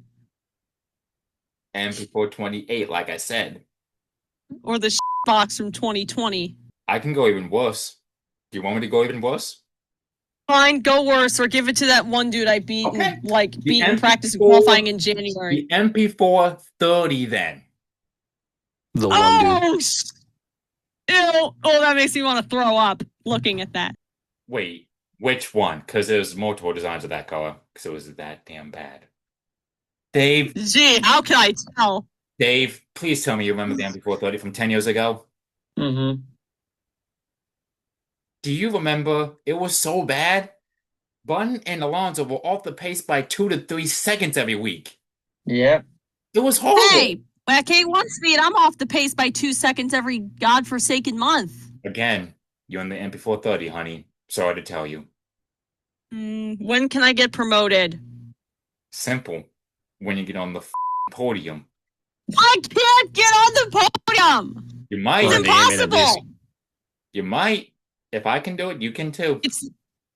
I'm Nicholas Latifi. You mean GOAT Latifi? Go No, TP, he's yeah. not the goat. Because No, you're he's caught. not the goat. You're caught, No, he's honey. not the goat. Take that and stick it up your ass. No. Honey, your cart makes goat noises. Every time I hear you pass by, or every time I come close, I hear, nah. I can't even tell if that's either discrimination or just giving your confidence. I cannot tell. Or I can be Ayrton Senna's teammate from 1993, Michael Andretti. Rough row. Oh God. Dave. Dave, damn. He said, "Oh God," like he knows something. Dave, well, Ahmad just said, what do you know? Dave is all like, "It might seem crazy what I'm about to say." Well, Dave, we're waiting. She played at What are my you gonna say? graduation. What are you gonna say? Oh, oh God. Cricket.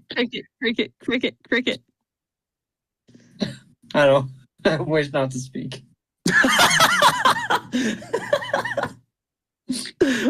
Oh no. Dave, Yes. what do you know about Michael Andretti stint in Formula One? Raise your eyebrow. I know enough. It got so bad. He was at one podium. Picked to the curb.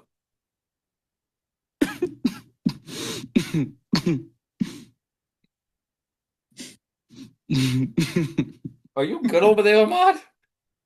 No, again, you're just it's just the fact that you're calling out Jess for like one of the unluckiest drivers or just the worst drivers / teammates. Like, come on, dude, she's not that bad. I know. No. I know. At least I don't have 26-second lap times as a top speed.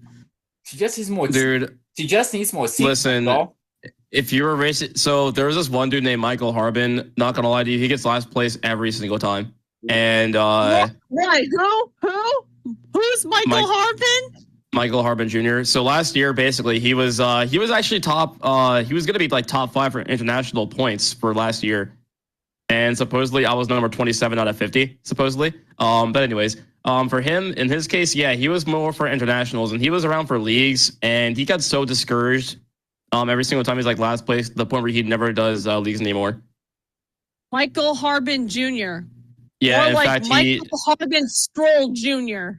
In fact, he kind of I think he stopped racing like almost mid-season of last year. Because it was that bad. Oh my Couldn't take it goodness. anymore.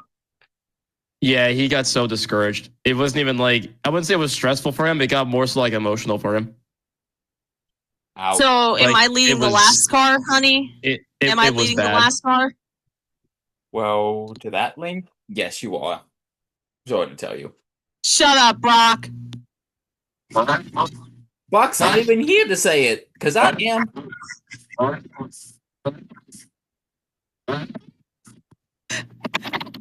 It's not last car, it's last cart, by the way.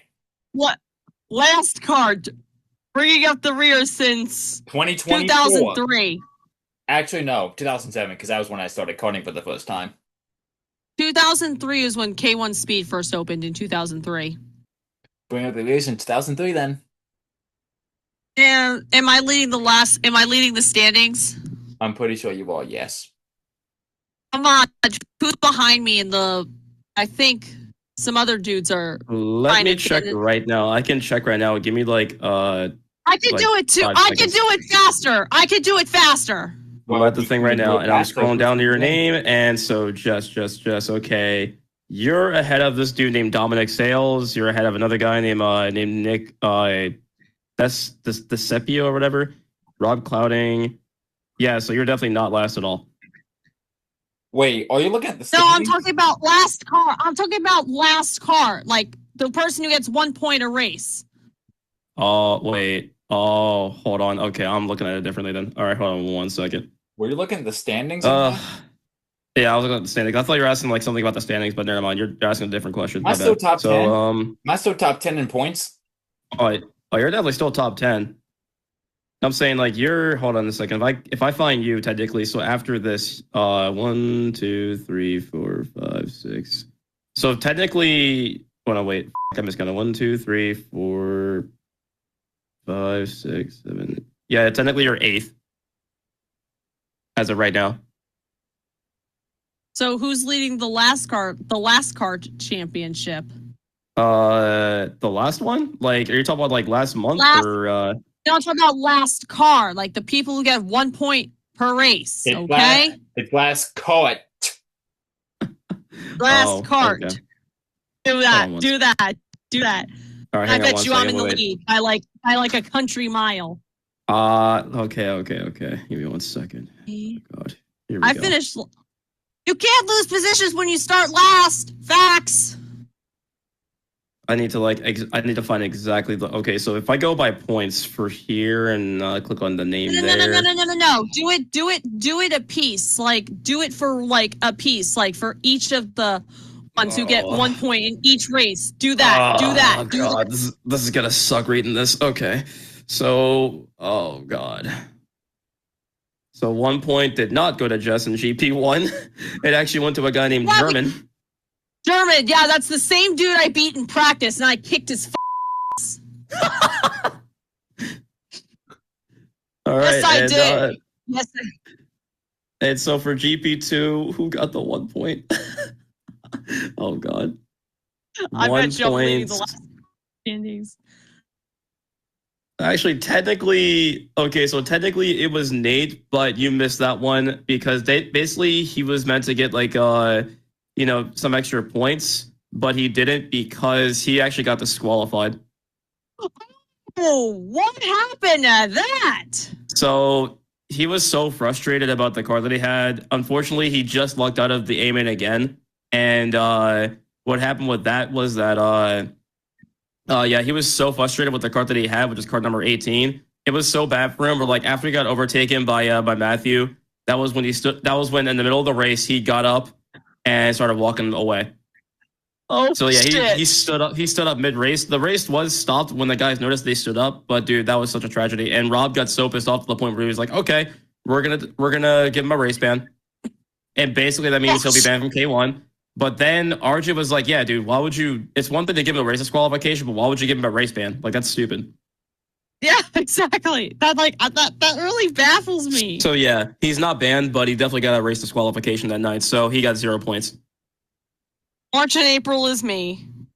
And let's watch. Okay, April. April is me. April is me. Shut up. Didn't I say that?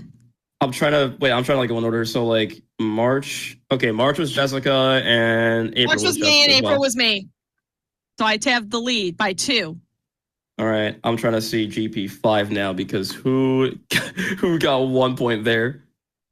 So it definitely not definitely not RJ. No, who the f got 0? Wait, no, who the f got 1 point? Go down to the bottom.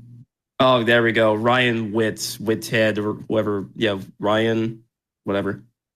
Okay, now GP6. So Quan. Who? Hit the Quan. Yeah, this dude in GP6 name is Quan Carreno. Mm-hmm. And now let's go down to GP7. It's not. GP7. We haven't even raced it. All right, let's predict who's got GP7. All right, you already know who's getting last cart, so it might be probably see myself. Shut up. I mean, it shows up again. Yes, ma'am. No, I will call him and I'll beat his ass. Oh my God, it's that personal to you. It's like Nicholas Latifi versus George Russell. When they were teammates. Oh my God, they were teammates. Oh my God. Forgot about that? No, like I was trying. You know the meme where he goes, and they were roommates. Oh my God, they were roommates. Oh. The meme. Yeah, the thing that you just pulled, you just went like, and then they're teammates, and I was like, oh my God, they're teammates. Yeah, they were teammates for a few years. Well, 2 seasons actually, 2020 and 2021, and then George went to Mercedes, and that's where he's been ever since. But guess what? Will he win the championship? What? Probably not anytime soon. No. But he was in the film of F1. But guess what? we wrapped it up. So wait, did I mention the Senna car? Yeah, I did. Yes, you did mention it. Yep. 1990. He won All the right. Can we championship make that our year. last card predictions for GP7? Controversially You won the probably know it's championship in me. So 1990. And I doubt it'll be you, Jess. I honestly doubt it would be you. exactly. But here's the thing though, like if you show up earlier, at least almost as early as 5, I know I'll have like at least 1 or 2 races worth of practice beforehand. I You did. can see my race line. Remember we did that in January? Dave, remember when we did that? Yes. Your early race in January? Yeah. You know, I usually set my personal best during league nights. It's very weird. You know what else was weird? Back on the F1 film, What? how they switched the history around. They mentioned 1993 Spanish Grand Prix that it was in Jerez, when actually it was in the Circuit de Barcelona de Catalunya, not Jerez. Jerez was not even on the schedule that year. And that wreck, again, that Sonny Haynes had, mind you, that happened in real life with Martin Donnelly in 1990 in qualifying, not the race itself. His They got the seat track right was in Jerez. ripped Yes, out. it did. But again, that whole thing happened in 1990, not 1993. But the wreck was so bad, like it showcased in the film, Donnelly was ejected from his freaking seat. And Jesus Pearce Christ. in half. Thankfully, he's allowed to crash, but damn. But again, ever since that crash, Donnelly has not raced in F1 since and retired right then and there. So that should tell you all you need to know. And if anything, if they want to bring back the European Grand Prix or move the Spanish Grand Prix somewhere else, bring Jerez back. That's all I gotta say. Bring Jerez back. I have my reasons for that. I have my reasons for that. Mm-hmm. So, honey, you know what my reasons are then? If you do, say them. I actually don't know that. I'm just saying because it's like it's the truth. 1997. I'm biased because of that, and also because the racing is really good there. And also the photo finish that they had in 1986 with Senna and Mansell. Dave, I'm sure you remember that. Yep. Where Senna won by just a touch, just a tad. It was that damn close. Which one? Jerez, 1986, when Senna was racing Lotus. Yes. That's the one I was referring to. Another good one, but another controversial one for that matter, 1997. That's also another good one, but again, for the controversial reasons.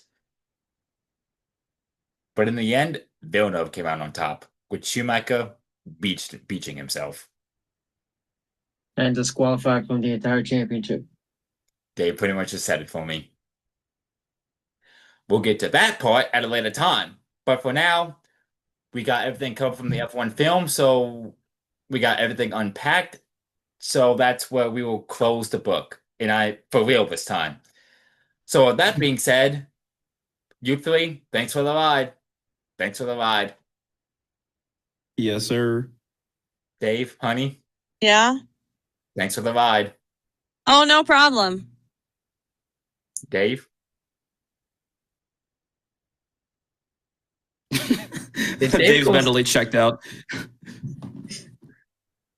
You spacing out over there, Dave? No, I'm still here. Anyway, for No. those who have enjoyed the show, I'm glad. And for those who have enjoyed F1, I'm glad. But for those who have yet to see F1, we basically just spoiled the whole thing for you. Sorry, but not sorry, but you've been warned. Like, what the devil are you waiting for? Go see the film. You walked yourself into the spoilers, so it's on you now.